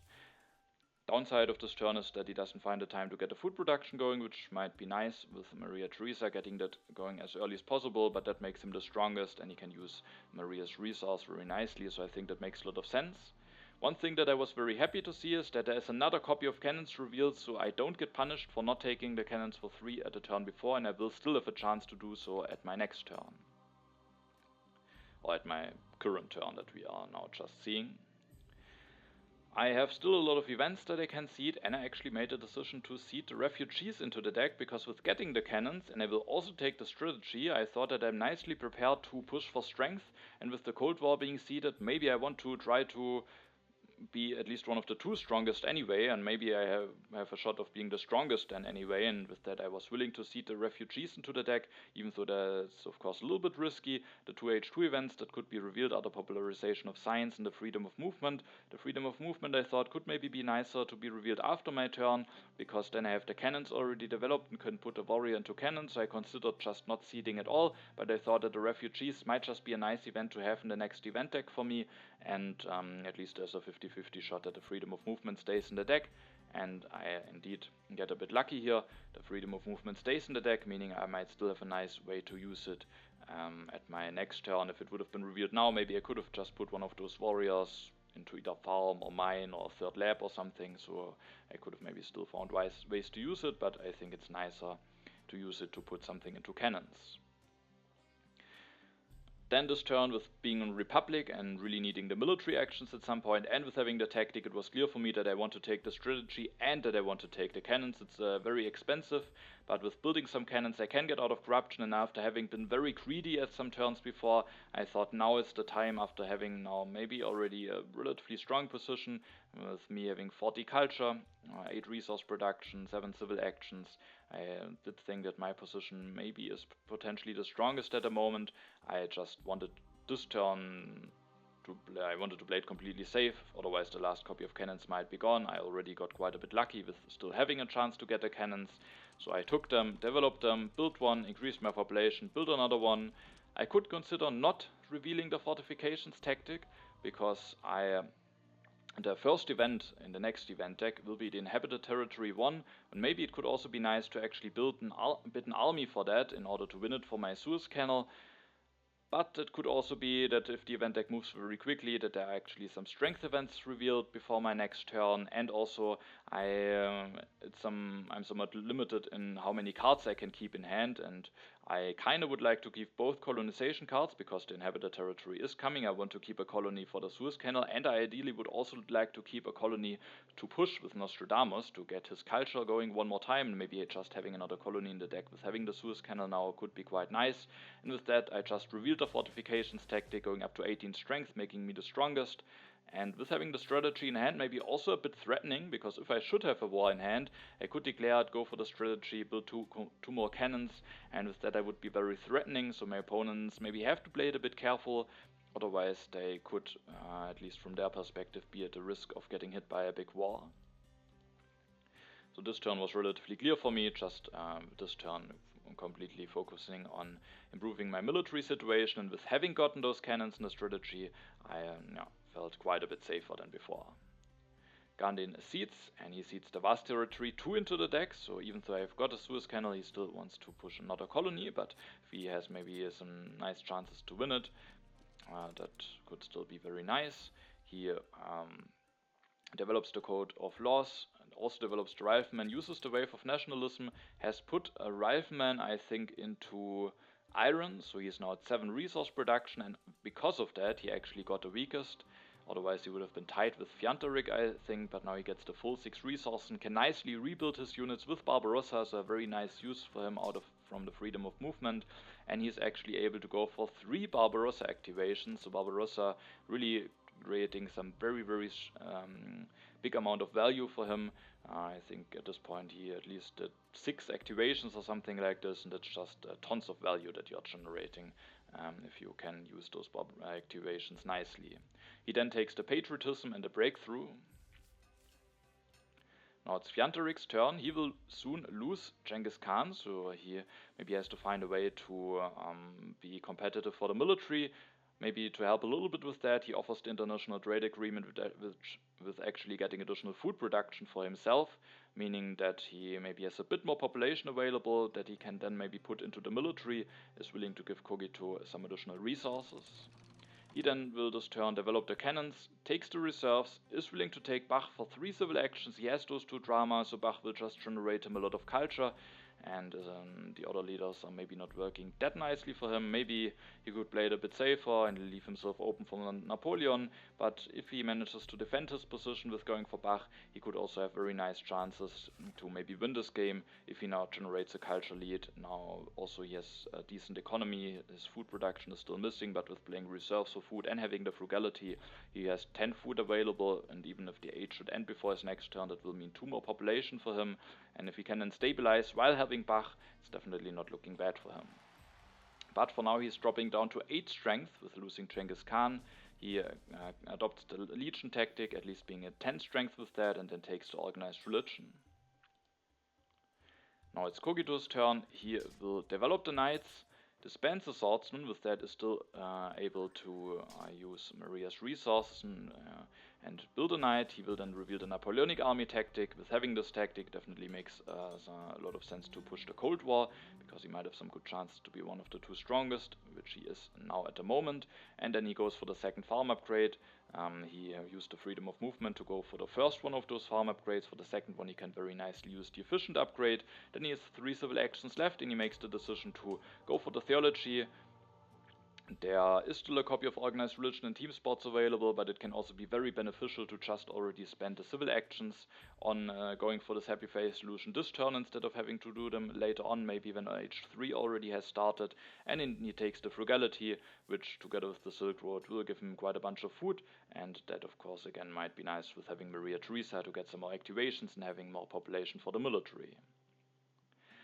Now it's my turn, and I was willing to push here the strategic territory. I considered also colonizing the strategic territory, but I just felt like the additional population from the inhabited territory might still be more valuable, and so I decided to push the strategic territory.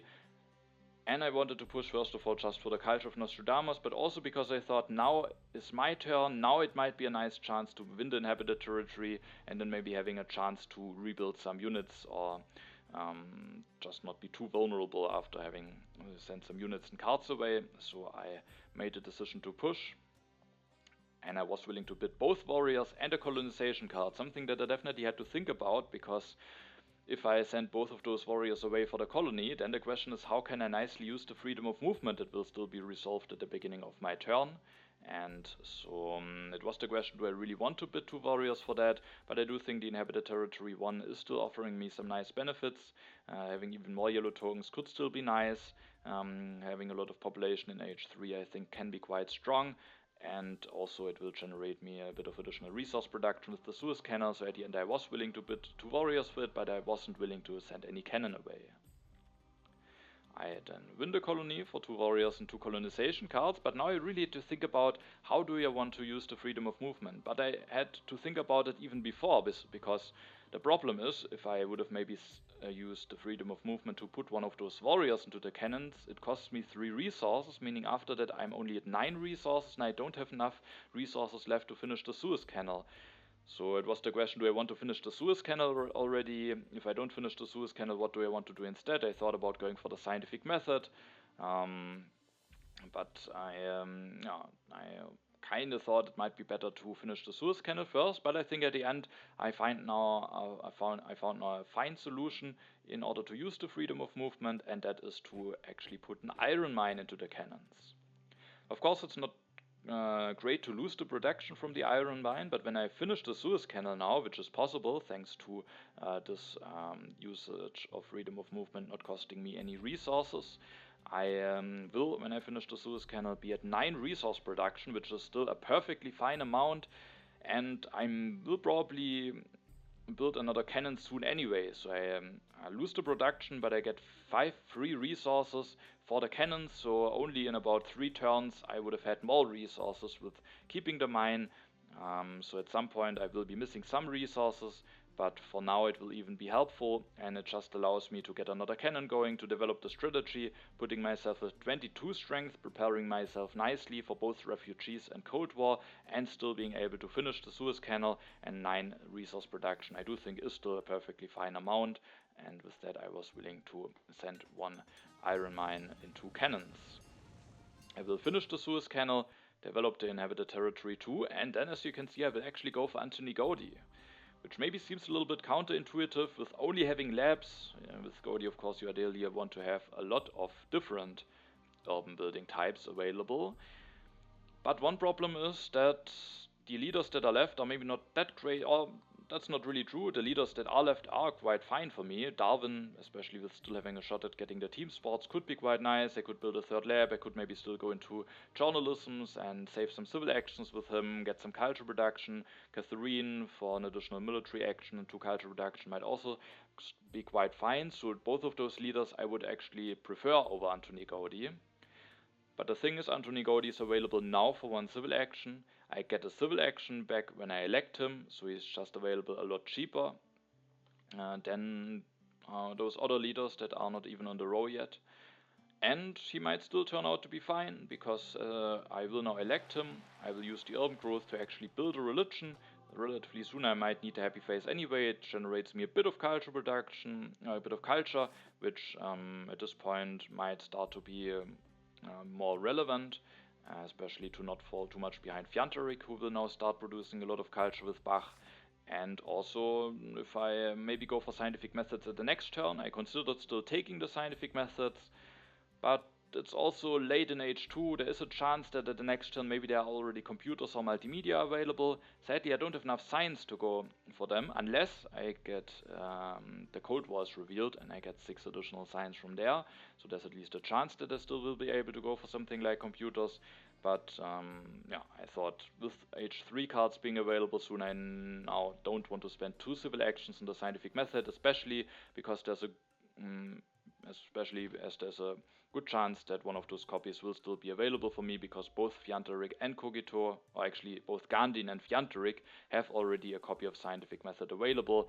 And if those are still available at the next turn, then at least Cody is saving me 1 science, then maybe at some point I will go for Happy Face Solution, and I do think he can turn into a fine leader, at least for me. And with him being available now for cheap, I made the decision to just go for him. And then with my last civil action, build the urban growth. I could have also just increased my population, but I thought going from 2 to 4 culture reduction is not bad, and it might also help me saving some resources at the next turn, for example, if I indeed want to go for scientific method, or maybe also journalisms. I have no cards in hand after having sent away all of my colonization cards, and actually my draws is again pointing heavily into the direction of going for more colonies. I draw 2 colonization cards and a developed territory too, so definitely a bit of a lucky draw, even though at this point I have to see if I want to commit to more colonies. But with the Suez Canal I always maybe get a little bit more out of those colonies than my opponents would.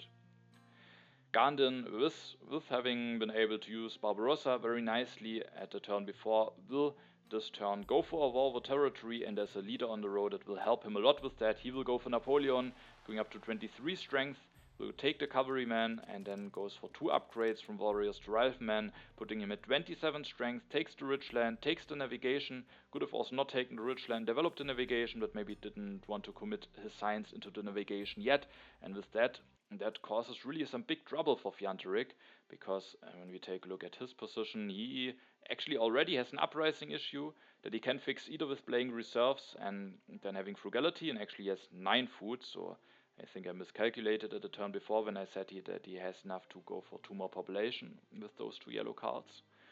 And he could finish the statue to fix that, but then he doesn't build any military and will lose a lot of yellow tokens. So here we can see that he was a little bit vulnerable, maybe has fallen a little bit to the Genghis Khan curse of dropping a bit in strength, and Gandin now used that time very nicely to go for Napoleon, and with having the war available has now the chance to maybe get quite a bunch of yellows from Fjantarik, which definitely might weaken his position quite a bit, because having now to defend against the war will again prevent him from maybe setting up some food production, so that's definitely quite problematic for him. He will actually destroy a farm and a mine, that's extremely costly for him. He will go for cavalryman, at least he finds a somewhat nice way to defend himself. He will build 2 cavalrymen, and he has the classic army tactics, so he actually goes up to 22 strength, and then he is spending 1 swordsman. He would have lost 2 yellow tokens either way, and he didn't want to destroy any more things from his economy, because I reordered this spend would have been extremely costly. With his last civil action he will take the selective breeding to at least still have the option to get some additional food production going. Cogito will this turn increase his population with the frugality, will miss 1 food to increase it again, meaning after building the cannon he has a bit of an uprising issue, but he finds a way to play around that, and that is with going for the organized religion. Of course, with having the theology it's maybe not ideal to go for the organized religion, but he probably wants to reuse the resource from Maria. He knows that a Cold War is coming, so getting stronger than me might be really important. And so he really wants to have this cannon, and then instead of disbanding something, I think just upgrading this theology to organized religion is still the better or the less worse thing to do. Of course it's a bit awkward after just having gone for the theology at the turn before. Now of course it would have been better to maybe just wait for the organized religion, but he didn't know whether this card will be available for a civil action for him, and now that the situation is like it is, I do think it is probably the best move to just go for this upgrade, and with that make sure to have actually enough population for the military, and with that he also make sure that the next population will be happy, meaning that he can build another knight at the next turn, and with that having maybe good chances to be part of the Cold War. With the last civil action he will take the scientific method, so but the other copy will still be available for me if I still want to go for it. And there will actually be some potentially stronger H3 options available for me, because as you can see, there's a multimedia coming down the row, and maybe I could potentially set up one multimedia. It would be very nice with Antoni Gaudi. But Gandin definitely is applying some military pressure, so I have to be a bit careful. First of all, I definitely want to build one cannon, because without it I was at 22 strength, meaning I would not be part of the Cold War. Now I'm strongest, meaning I would be part of the Cold War, and I would be able to win the crusade at refugees. So that was one given that I definitely wanted to do during this turn. And while I could maybe go for multimedia, also for journalism, I can't go for one this turn, and I kind of wanted to start increasing my production already this turn, and with that, even though it's a bit late, I still thought it's nice to go into the scientific method. I can develop it for one science less, thanks to Antoni Gaudi, and maybe I have a good enough economy that I might support going for some lab upgrades, and still later on maybe going for multimedia. I have a very nice yellow bank after having gotten the Inhabited Territory 2 and the Inhabited Territory 1. So that is looking quite nice, and then with my remaining civil actions I will take the opera. That just gives me a nice way to produce some culture with Antoni Gaudi. I could have, for example, just grabbed the multimedia, but first of all I thought that for all of my opponents it's not that easily possible to set up a multimedia, so maybe it will just be available for cheaper for me at the next turn. And it's also just, instead of maybe getting culture and science with going for multimedia, I can also just get culture and science with now going for scientific method and later on for opera. And with that, and with me hoping that maybe I still have a shot at getting into multimedia the next turn, I just rather went for the opera for one civil action, and also went for the team sports, because I still might need a happy face solution at some point. There's no beer in the game, but with Antoni Gaudi the team sports work quite nicely, and then there isn't really anything left for me to take, so I just increased my population for my last civil action. And thanks to having the strategy, I will now start drawing 3 H3 cards, which is nice. Also, we can take a look at the overview now that H3 has started. I will draw another colonization card, maybe I have a shot at even winning another colony. And as we can see, Fjantarik has a slight culture lead, but with getting hit by this big war, he has now some big uprising issues. He is only at 1 farm, he is only at 2 coal mines any longer, so maybe he can somehow manage to stabilize and then still has maybe a culture lead with Bach, but I do think getting hit by this war has definitely worsened his position, which I was somewhat happy about, because Gandhi is at least a little bit behind in culture at the moment. I think now his position is probably better than Fjantarik's, because while he's behind culture, his economy is a lot better set up, and he might find some ways to overtake Fjantarik in culture during H3, maybe through wars, but maybe also just with impacts and being able to more easily possible set up for them and go for some wonders. Cogito has a decent economy, can maybe go for scientific method upgrade soon, has a nice way to increase his strength when he builds one more knight. He is at 32 strength, so that will be quite nice. His big downside is that he is still on only 5 civil actions, which is definitely quite limiting during H3, so that could be a bit of a problem for him, but his production is quite strong. He will get some more population out, so that is looking quite nicely. His culture is only slightly behind Fjantarik's, so I think he has a solid position, but because of his low civil actions at this point, maybe not the strongest, and I thought that my position definitely has quite some potential. I'm only slightly behind in culture, behind Cogito and Fjantarik. I have 9 resource production, I have a very strong yellow bank, will get lots of population, and with the fortifications I have a very nice way to increase my strength, and Antoni Gaudi also allows me to just go for some culture reduction in case the game remains relatively peaceful. I have those operas in hand, so overall I felt very happy about my position, and was hoping that if I just play very solidly, maybe have a chance to keep my lead that I may be having at the moment in terms of how my position is looking, and maybe have a chance to win the game at the end. Gandin, after winning the war, doesn't see it, maybe wants to get stronger again. He doesn't have knowledge about any strength events, but I had Nostradamus really put some effort into getting stronger, so that might be a hint for him, and so he will increase his population, builds an additional rifleman, develops the navigation, make sure to get strongest, make sure to be prepared for colonies. An event that he has knowledge about is the vast territory 2, maybe he wants to increase his chances to win this before seeding, and then sadly he will actually go for the multimedia. His civilization, I thought, was the civilization that may be the most easiest can support the multimedia, and sadly he is willing to take it for 2 civil actions, and with that the first copy of multimedia is sadly gone. Fjantarik this turn will finish the Statue of Liberty, going up to 10 culture production. He will then go for the Modern Infantry and just takes the Manhattan Project, because he knows that he just has to completely focus now on being prepared for potential future wars, and he does that with taking the Manhattan Project. I'm not sure how nice the Manhattan Project is for him. It's quite costly. It's nice for him that it doesn't require any population, so that might be a big benefit for him, but it still costs 14 resources. I thought that maybe even just taking the fundamentalism could be an option. Potentially could even do a revolution at the next turn and then get 6 additional strength without requiring any resources, which could be beneficial, and also scores him an additional culture per turn with the Statue of Liberty. But of course, it's also a big commitment, and maybe the next turn has the chance to take some resource with the yellow cards, then he can't really do a revolution, and going for the fundamentalism peacefully is maybe too costly, so at the end maybe the Manhattan Project has the higher chance to actually be useful for him for the military.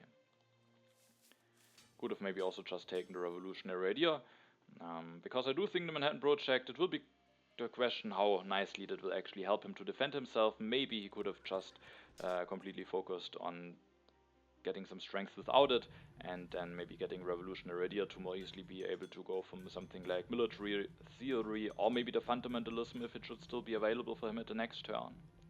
Cogito will use Maria Theresa's resource again, builds an additional knight. I think at this point he already got a lot of resources out of her, so used her quite nicely, and with that again makes sure to be one of the 2 strongest. Also he takes the communism to maybe at some point having a way to get more civil actions going. With me knowing that a Cold War is coming and also the refugees, again the most important thing for me was to build 1 additional cannon to be the strongest again. And after that there are some civil actions left for me, and I think there are definitely different options that I could go for. One thing that I kinda really wanted to take is the revolutionary idea, because even after going for this 1 upgrade I still don't have the most science available, and I think the 6 additional science from the revolutionary idea will just be extremely helpful. I could just take some yellow cards like endowment, reserves.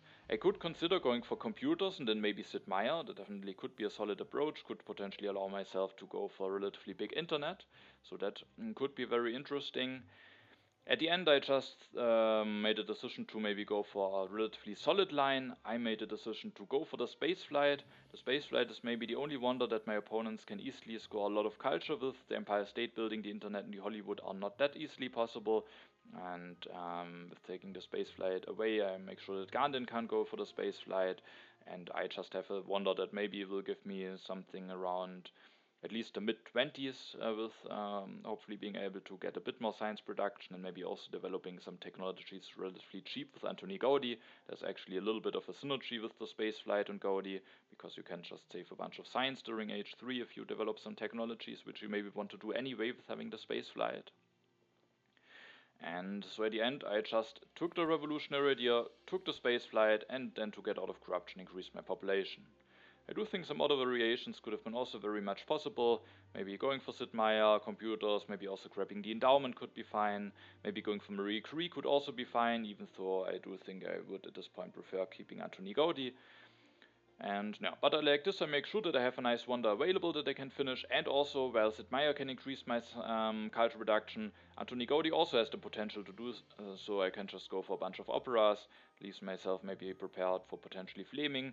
It will be the question which leader will work out the best for me. Maybe Mandela at some point could potentially be interesting, with me being able to increase my population 2 times at the next turn. I could get him without having to pay additional civil actions, and then I can maybe get a lot of value out of him.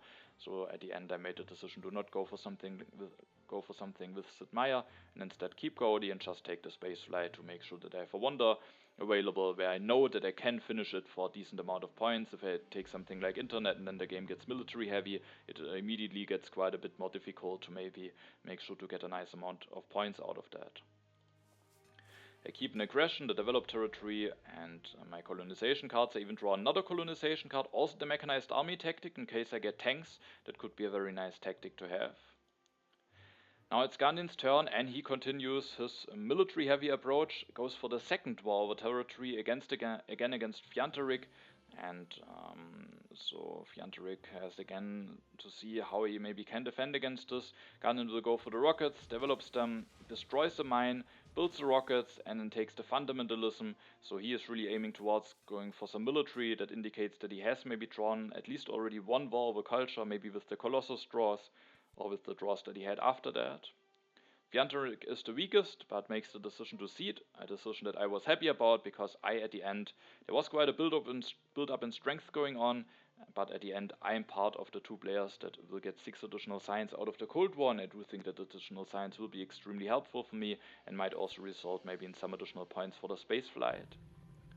Fjantarik, interestingly, makes the decision to go for an upgrade to computers, and then will go for Marie Curie. So basically, he doesn't build any unit, instead he increases his strength with going for Marie Curie, and with that also gets stays with some culture production, but also gets additional science production, so he strengthens his economy.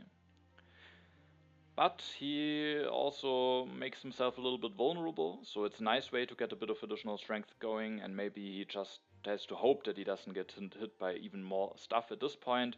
But now he takes the engineering genius, but he misses out on the reserves, so a very nice opportunity to maybe have some more resources available to build some units. Maybe he could have denied something like military theory, so it's not bad to get the Marie Curie going with computers. Maybe he has to hope that he has a little bit of time to prepare himself for the next war anyway. With now losing again a bunch of yellow tokens, his position is very fragile, and then maybe being able to delete a lab and still having a decent amount of science production left could be quite important. But not taking the reserves definitely feels like it maybe leaves him in a potentially weak position for the next turn. So I'm not sure if it is the right approach, but if he doesn't get punished for it, then it's probably the better approach than maybe building a unit now and then having an uprising issue at the next turn, because at the next turn, even without building a unit, he will already have an uprising issue now with losing a lot of yellow tokens. Cogito3, the vast territory, is revealed, and as you can see, I was actually willing to bid quite a lot for it, but luckily I, even with bidding that much, can still win it for 1 unit because of my many colonization cards.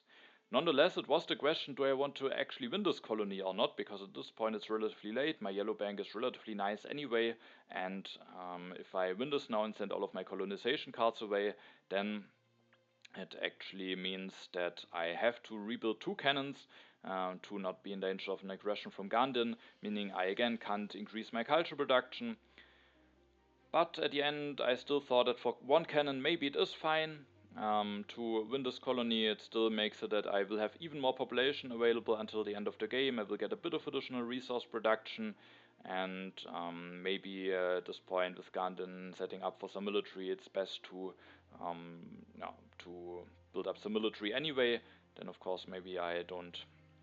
It's a bit questionable to send now a unit of cannons away, but I think it still maybe is just about worth it. But I was really not certain. At the end I was willing to bid that much for it, and I am just able to win it just for 1 cannon. But now at my next turn I need to rebuild 2 of the cannons, and I have more than enough population now. So we will have to see if I actually will be able to use all of the population. But I thought it could just be nice for impacts. I can definitely build a lot of military now without having to delete anything, and I get a bit of additional resource production, not enough to make up for the 5 resources that I lost, but it could also be a colony that maybe helps some of my opponents, so at the end I was willing to bid that cannon. Fjantarik, interestingly, was the one who bid 13, which is maybe an indicator that he has a lot of colonization cards in hand, because I thought it's unlikely that he bid maybe an amount where he loses his classic army for the war. So it looks like maybe he just bit a swordsman and has a lot of colonization cards, or he indeed was willing to maybe sacrifice a lot of strength for the war, but I do think that would be quite a bit questionable. Now it's Cogito's turn. He will take the movies, increases his population, and then just sets up 1 movie. There's Flaming, which he prepares himself for with that move, and then he takes the reserves to have a bit more resource available for the military. Leaves himself maybe a little bit vulnerable, because Gandin definitely has the potential to go for a big war of a culture, has committed quite a bit into the strength, is behind in culture, so at this point maybe has to try something with the strength, and maybe doesn't have easy way to get back into the game just with some impacts. But maybe Cogito thought that if Gandin goes for a war, it probably will be directed against Fjantarik, who is maybe even more vulnerable, and so Cogito maybe with that was fine to play it a bit greedily and set up this one movie. At my turn, I made the decision to seed the developed territory into the deck. It's mainly just for the 2 culture that I get for seeding. I don't really care about whether I or one of my opponents will win it later on. And one other reason was that there are 2 events available that could hurt Gandin a little bit, because 2 out of the 3 remaining events are happy face related. There is the immigration coming, and there's also the civil unrest coming. And I did think that especially the immigration, but also the civil unrest could be a bit annoying for Gandin. I did think that if Gandin has 1 or even 2 wars, he definitely could still be quite a big contender for the first place. He is actually the player that I was afraid of the most, because I do think that my position has just a lot more power than Cogito3's position has. I have the space flight, I can build a lot of stuff, I can prepare myself for impacts.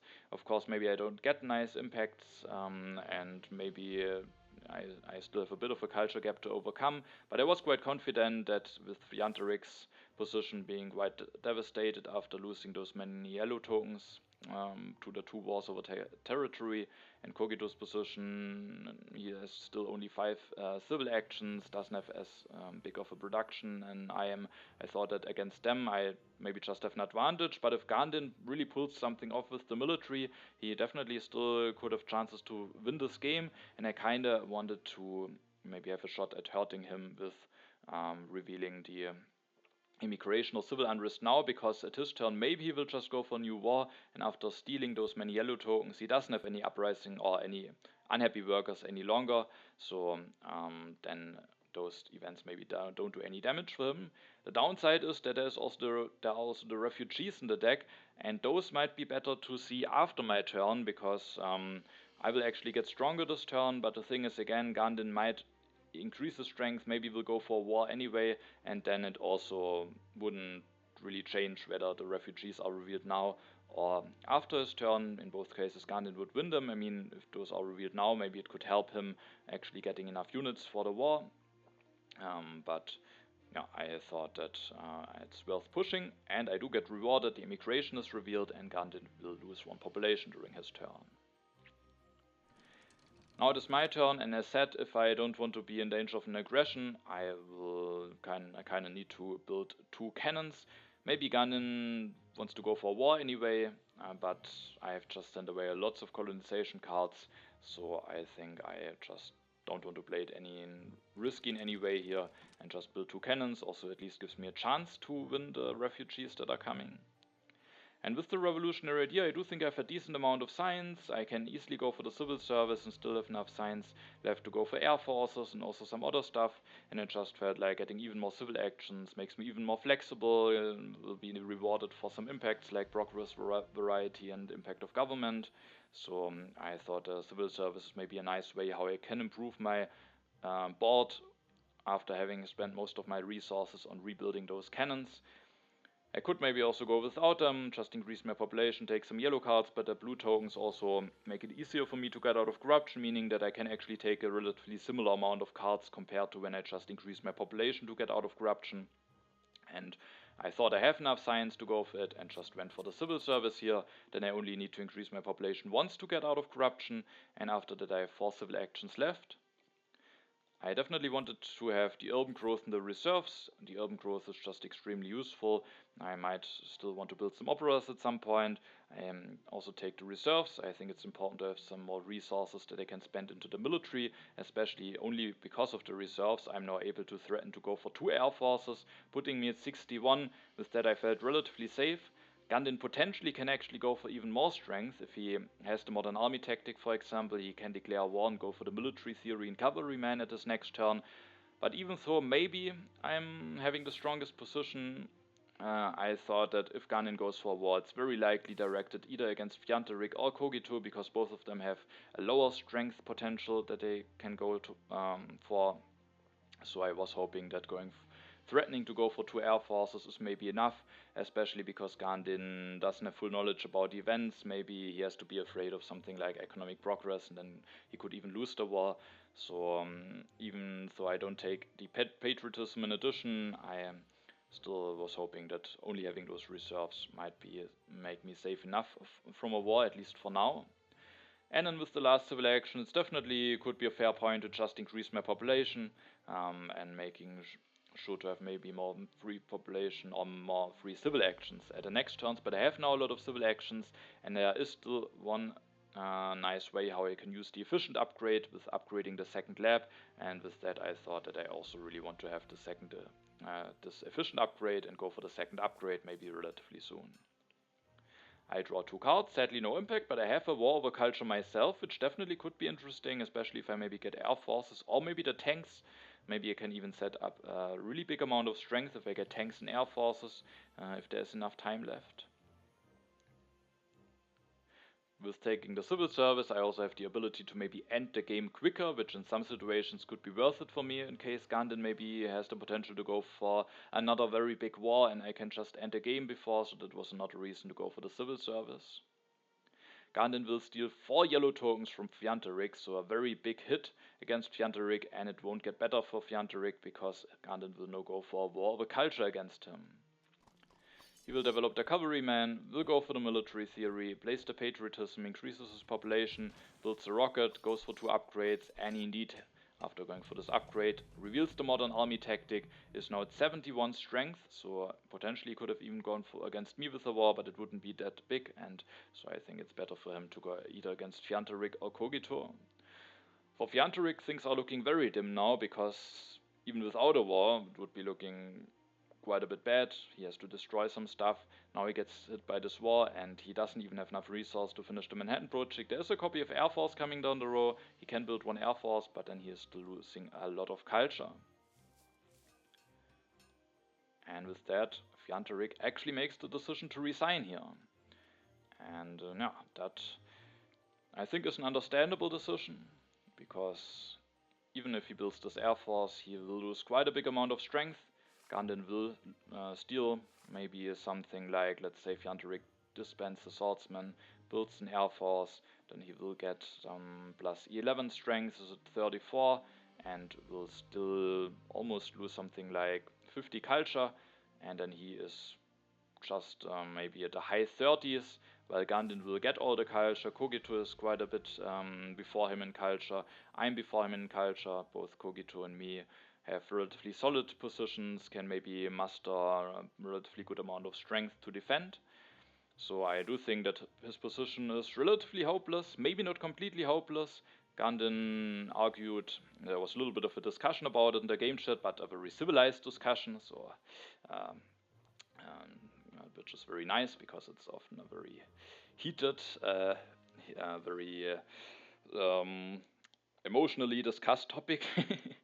And we also had a discussion just recently again in the Discord, and I mean it's a difficult topic, of course. Gandin thought that it's a 4-player game, there can be more wars, there can be aggressions, a lot of stuff can be happening, and there's probably still a little bit of hope left, at least for Fjantarik, to maybe finish at the 3rd position, and maybe with that he shouldn't resign. And I definitely can understand this position, but I think in this position from Fjantarik it's just both decisions are perfectly fine. I do think it is looking hopeless enough that maybe just resigning is fine, because he has to destroy a lot to just avoid uprising. Then he maybe wants to build an air force, has to destroy one more thing, and then even if there are some wars against the other opponents, it's just looking very dim for him, and he can't really threaten a lot of strength. So as soon as there is H4, again, some wars might be directed against him again. So of course, it's possible to construct scenarios where maybe he doesn't finish last, but I do think those are very, very unlikely. And with that, I do think it's fine that he resigns. But if he wanted to play on, I also wouldn't blame him. So I think in this position, both decisions would be perfectly fine for me. And if you go for such a big war, of course, you have to expect that a resignation might be happening, which Gandin also said that he definitely thought it might happen, but that he thought maybe there are still some outs to play towards too. Alright, but with that, Fjantarik is out of the game. Gandin doesn't get as much out of the war as he would have gotten a lot of culture, of course, if it would have been resolved normally. That is, of course, a good outcome for me, because Gandin would have had a lot more culture available, and it would have he might have been even in the lead after the war got resolved, or at least very similar amount of culture as me and Cogito. Now it's Cogito's turn, and Gandin is of course still looking extremely threatening, and we both have to see how we can maybe prepare for a potential second war from him. At least he doesn't have that many resources available, he doesn't have enough science to go for air forces, and for the next war there's the danger for him that he might lose Napoleon, so he can't really improve his strength by that much for his next war. Cogito will play the reserves for food, increases his population, builds cannons, takes the air forces and takes the patriotism, and with that just does some actions that maybe help him with defending against a potential second war. I will go for air forces this turn, I will develop them, build one, and with that going up to 51 strength, and I also made a decision to, after playing the reserves, just build even another air force. It's maybe not totally necessary to build a second air force already, because I do think maybe if Gandin goes for an aggression, it would be directed against Cogito. On the other hand, I mean, he's still behind, so if he doesn't have a second war, maybe he has bigger hopes finishing before Cogito, so maybe I could be fine and leave myself more vulnerable to an aggression. Now I'm at least threatening it even more, so I do think he probably should go against Cogito. Maybe it doesn't really make a difference, and he would go against Cogito anyway. But I still just felt it's nice to build this air force, and it's not only against the defense from an aggression, because it also leaves me with some military potential. I have a war in hand, I don't have any impact, so if Cogito doesn't prepare himself nicely enough for defense, I could definitely at my next turn declare war, and with my one free military action that I'm then still having, build a third air force, go up to 71 strength, and that's an amount of strength that he can't that easily match. It might be possible to achieve it, so I thought it's not that likely that I will be able to go for such a big war, but yeah, I thought it's still nice to maybe be set up for the possibility. Alternatively, I could have also thought about going for tanks now, and then maybe if I actively try to prolong the game, I could maybe try to set up for a very big war with mechanized armies, especially because I have no impacts but I have a war in hand. But even with no impacts, I still felt relatively confident about my position, especially with having the space flight available, and also with having that many civil actions. It could just be quite a bit awkward if I, in order to prolong the game, have to can't really take any cards. Of course, I'm not committed to this. If I see that it is too costly, I can just go for something different. But when I just build 2 units, if I just build 2 tanks, then I get 20 out of the tactic if I have the mechanized army. Now I get 25. So for the moment, I'm just getting more strength out of those air forces. And I thought that it might just be good enough for me to go for those 3 air forces, and then I don't necessarily need to commit even more science and actions into going for tanks as well. And I thought that if Cogito defends himself well enough against the war that I'm now threatening, maybe going for war isn't the best option anyway, at least not at the next turn, and playing the game actively could maybe work out fine. Maybe I could just go for the tanks to leave myself the possibility open, but if I just take tanks and air forces, there are already 11 cards only left at Gandin's turn, and that could really mean that during my turn I can only take cards from the discard spot, maybe, and if I want to try to prolong the game. So with that, I didn't try to set up something with mechanized army and tanks. That just went for those 2 air forces, taking the urban growth, taking the reserve, just taking a lot of additional resource from the yellow cards in hand. Then of course I want to get out of corruption, and the question is, do I want to go for an upgrade to scientific method? And that actually changes a little bit on how nicely I can defend at my next turn, because if I just increase my population to get out of corruption, I have 17 resources, which is just enough to build an air force and 2 more cannons. The question is, do I actually need that much strength in order to defend well enough against Gandin? And as said, Gandin has to expect that he will lose Napoleon and he has only 8 resources available. He can go for another outdated modern army tactic, but with losing Napoleon he can only go for a little bit more strength than he has currently. And if I build one air force, I still have some resource left, so I can, for example, with my urban growth, just build 2 bro spots or something like this.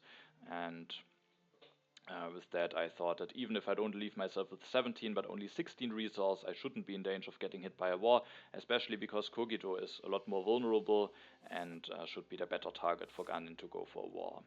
But I had of course to be careful to not accidentally maybe throw the game with not having enough resource available, and then I just increased my population anyway, just maybe as the most efficient use for my civil actions. With being in 7 science now, I also can go for bro spots at the next turn without Gandhi still being there and without me having to play the revolutionary idea, because in case Cogito leaves himself vulnerable, I can declare the war. I can not only go for an air force, but I can also maybe build 1 or even 2 bro spots and make the war maybe even bigger, or even just gives me the possibility to even go for a war when I go for that additional strength. Gandin has another war available, will go against Cogito now, and during his turn will go for Einstein. He might lose Napoleon very likely anyway, so he can also just go for Einstein already this turn, get 1 additional science production and also already some culture this turn with developing the multimedia. He will also take the reserves for some additional resources. Cogito will first of all offer me the international tourism, which of course I happily accept, especially with getting hit by the war. Cogito is probably not a big contender for the first place any longer anyway. And here can now play the patriotism, develop the air forces, and he is just missing 1 civil action to actually threaten enough defense to maybe win the war, at the cost of an uprising, but it probably would have been enough to maybe make Gandhi not go for a war against him. But he is missing 1 civil action, and with that can only go for 2 air forces, and after that has to disband something in order to not have an uprising.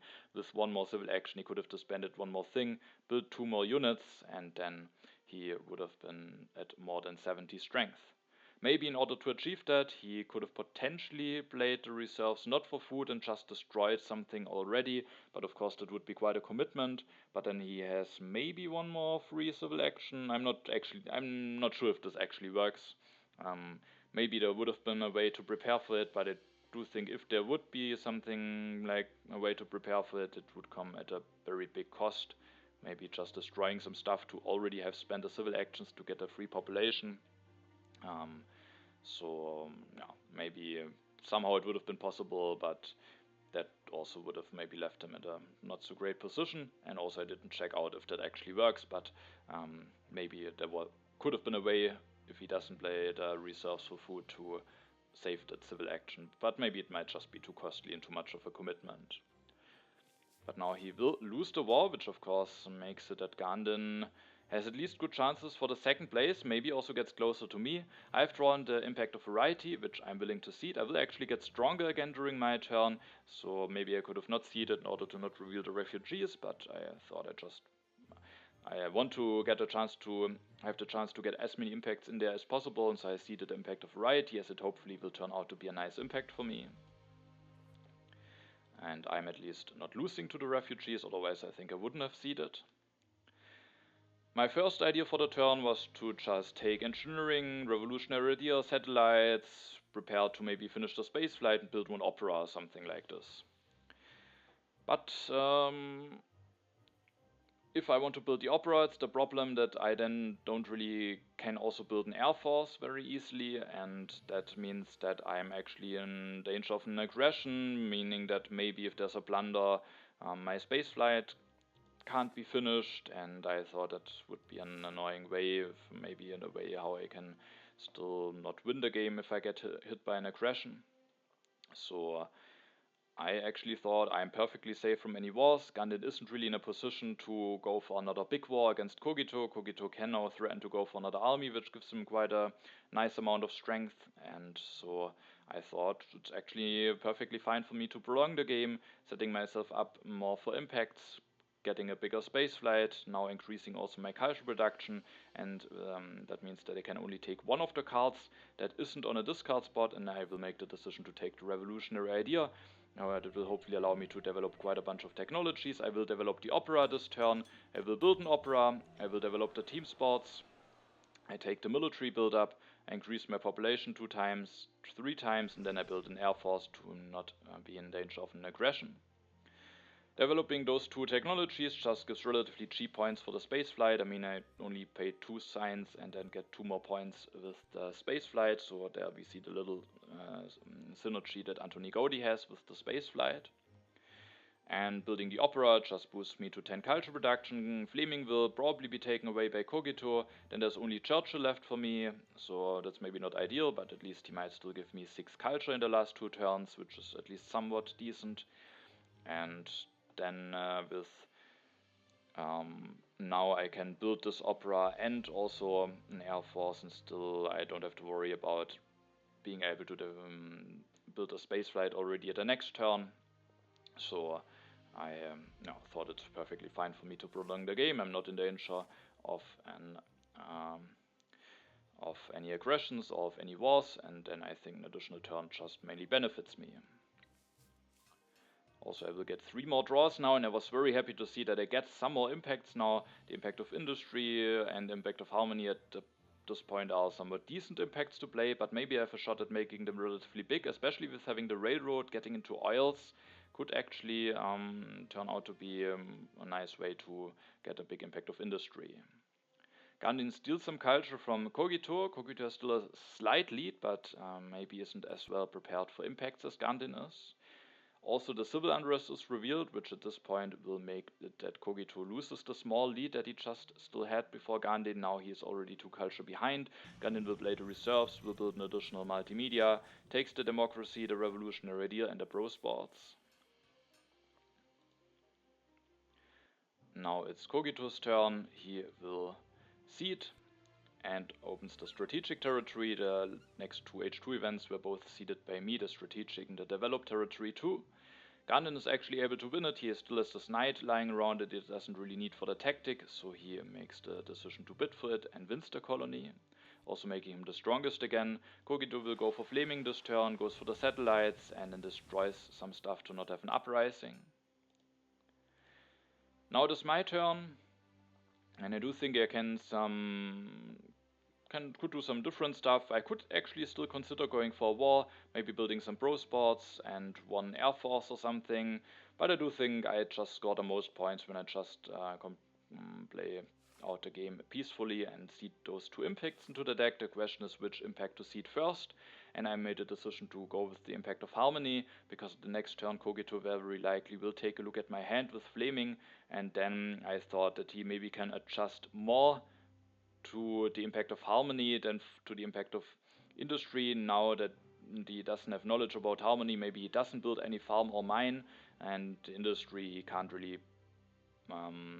make that much better anyway, so I started with seeding the impact of harmony, as my plan is to seed both impacts anyway.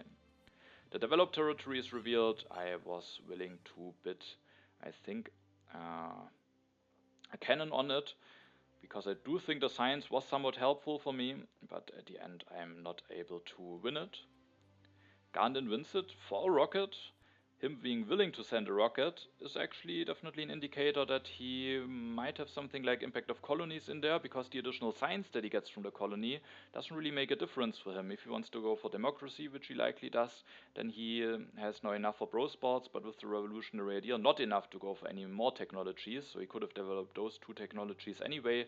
So it's just maybe to have a bigger yellow bank, maybe having potentially bigger impact of happiness in case he would end up with an unhappy worker, or otherwise just for the impact of colonies. I this turn start with going for Churchill, because he will just give me 6 culture over the next 2 turns without any resource or science investment, so I thought that should be a no-brainer to spend the first 3 actions to go for him. And then I could potentially take the multimedia, play revolutionary idea, go for the engineering, go for the multimedia, and then build the multimedia, getting some additional culture production, setting myself up nicely for the impact of variety that is coming. But then at the next turn I already don't have that many resources left, and I have now 21 resources at the next turn. So if I invest now 8 into the multimedia, I have 13 at the next turn, and then plus 8 from those 2 yellow cards, I have 21, meaning I have 5 left after I finish the space flight, which is exactly not enough to build, for example, another opera. So I can only build this one multimedia and then maybe a religion, or what is maybe more likely, build something like a farm or mine to increase my impact of harmony. And I thought that maybe the best way for me to score as many points as possible is actually to go, first of all, I take the multimedia in hand, but mainly as a technology that I want to develop at the last turn for the space flight. This turn I will go for the oil. One upgrade gives me increases my resource production by 6, meaning that the 6 resources that I invest into it I get them immediately for my next turn, so I just have in total more resources available to work with. This one upgrade already improves my impact of industry by plus 6 points, and then at the next turn I can still build a multimedia. However, building a multimedia might not even be best, because if I build an opera instead, then I could even have enough resources left to, for example, build 2 additional mines, and my last civil action will actually be to build an additional lab, which I need to build if I want to be able to develop both the engineering and the multimedia at the next turn. And then if I build an opera and then 2 mines, I actually have a harmony of 24, and I thought that that might be best. Unless the impact of variety is still in the deck, maybe I want to go for the multimedia, but even then I do think that preparing myself for a harmony of 24 is maybe better than just increasing my variety by plus 2 and then potential impact of architecture by plus 1. So I thought that going for this oil might be best, even though when now the impact of variety will be revealed before my turn, I miss out on some points. That's a bit bad, but I felt like this should be the best way for me to score as many points as possible. Now it's Gandin's turn. He seeds and opens the impact of variety, so sadly that is already out. I might have been able to improve that during my turn, but when I don't go for the multimedia anyway, it would have only been improved by plus 2. Gandin goes for the democracy, goes for the bro sports, and has now still the revolutionary in hand, but can't go for the air forces anyway. Will increase his population a bunch of times, builds the theology, and then ends his turn with being at 118 culture. Now it's Cogito's turn. He will seed and opens the impact of architecture, and that gives me only plus 6, but it's relatively similar for all players. Cogito will go for building an additional farm, indicating that maybe the impact of agriculture could be in there. He disbands some stuff. He did take a look at my hand, and he sees that with the impact of industry, I have an impact that just gives me that many points that it's not really worth it for me to try any of those aggressions against him. Maybe a reason to actually rather leaving the impact of harmony in hand, but that impact also would have been quite big. Maybe he would have done the same anyway. And he sadly does prepare quite nicely for the harmony anyway, at least brings it up to 16, and increases his amount of happy faces, his culture production, and also the impact of balance is now a bit better with him upgrading this farm. I seed the impact of industry into the deck. The event revealed is actually the impact of balance, which is for me slightly worse than for Gandin. And then this turn is relatively clear for me what I want to do. I will go for the engineering, I will go for the multimedia, I then can build an additional opera, I can build an additional mine, and then when I play the reserves, I can now disband 1 unit, build even another mine, finish the spaceflight, have a harmony of 24, and I felt like that should be worth doing. The downside is that there could be impact of strength in there, in which case it would be quite bad to miss out on some points for Gandin, but I felt like it would be a bit of a questionable play for him to put this into the deck. I mean, it could be that he just puts it into the deck because he wants to gets the 7th point against Cogito, but I think maybe there was still a chance that Cogito could have gotten stronger if he really committed, if he wanted to. So I thought it's unlikely that the impact of strength will be in there, and with that I was indeed willing to play the reserves, disband a unit of cannon because I don't have enough civil actions to increase my population again, build this mine, and then I have just enough resources and civil actions left to finish the space flight for 29 points, so quite a solid space flight. And with that I will end my turn with being on 167, and when we take a look at my opponents, we can see that I have quite a solid culturally, there are some solid impacts coming, so at this point I didn't really fear that there is a way for my opponents to overtake me. But now it will be interesting which of Gandin and Cogito will finish at the second place. At the moment Cogito has a slight lead, but maybe Gandin is generally better prepared for impact, so let's see which player will end up at the second place at the end. And the first impact that we see here is a very swingy one, a very big one for Gandin against Cogito. He's getting plus 12 against him. With that, definitely increases his chances quite a bit to finish at the second position. And with that, it also now makes sense that he was willing to send his rocket away for the developed territory. Next impact is the impact of Wonders, which is actually quite nice for me and gives Gandin plus 1 against Cogito.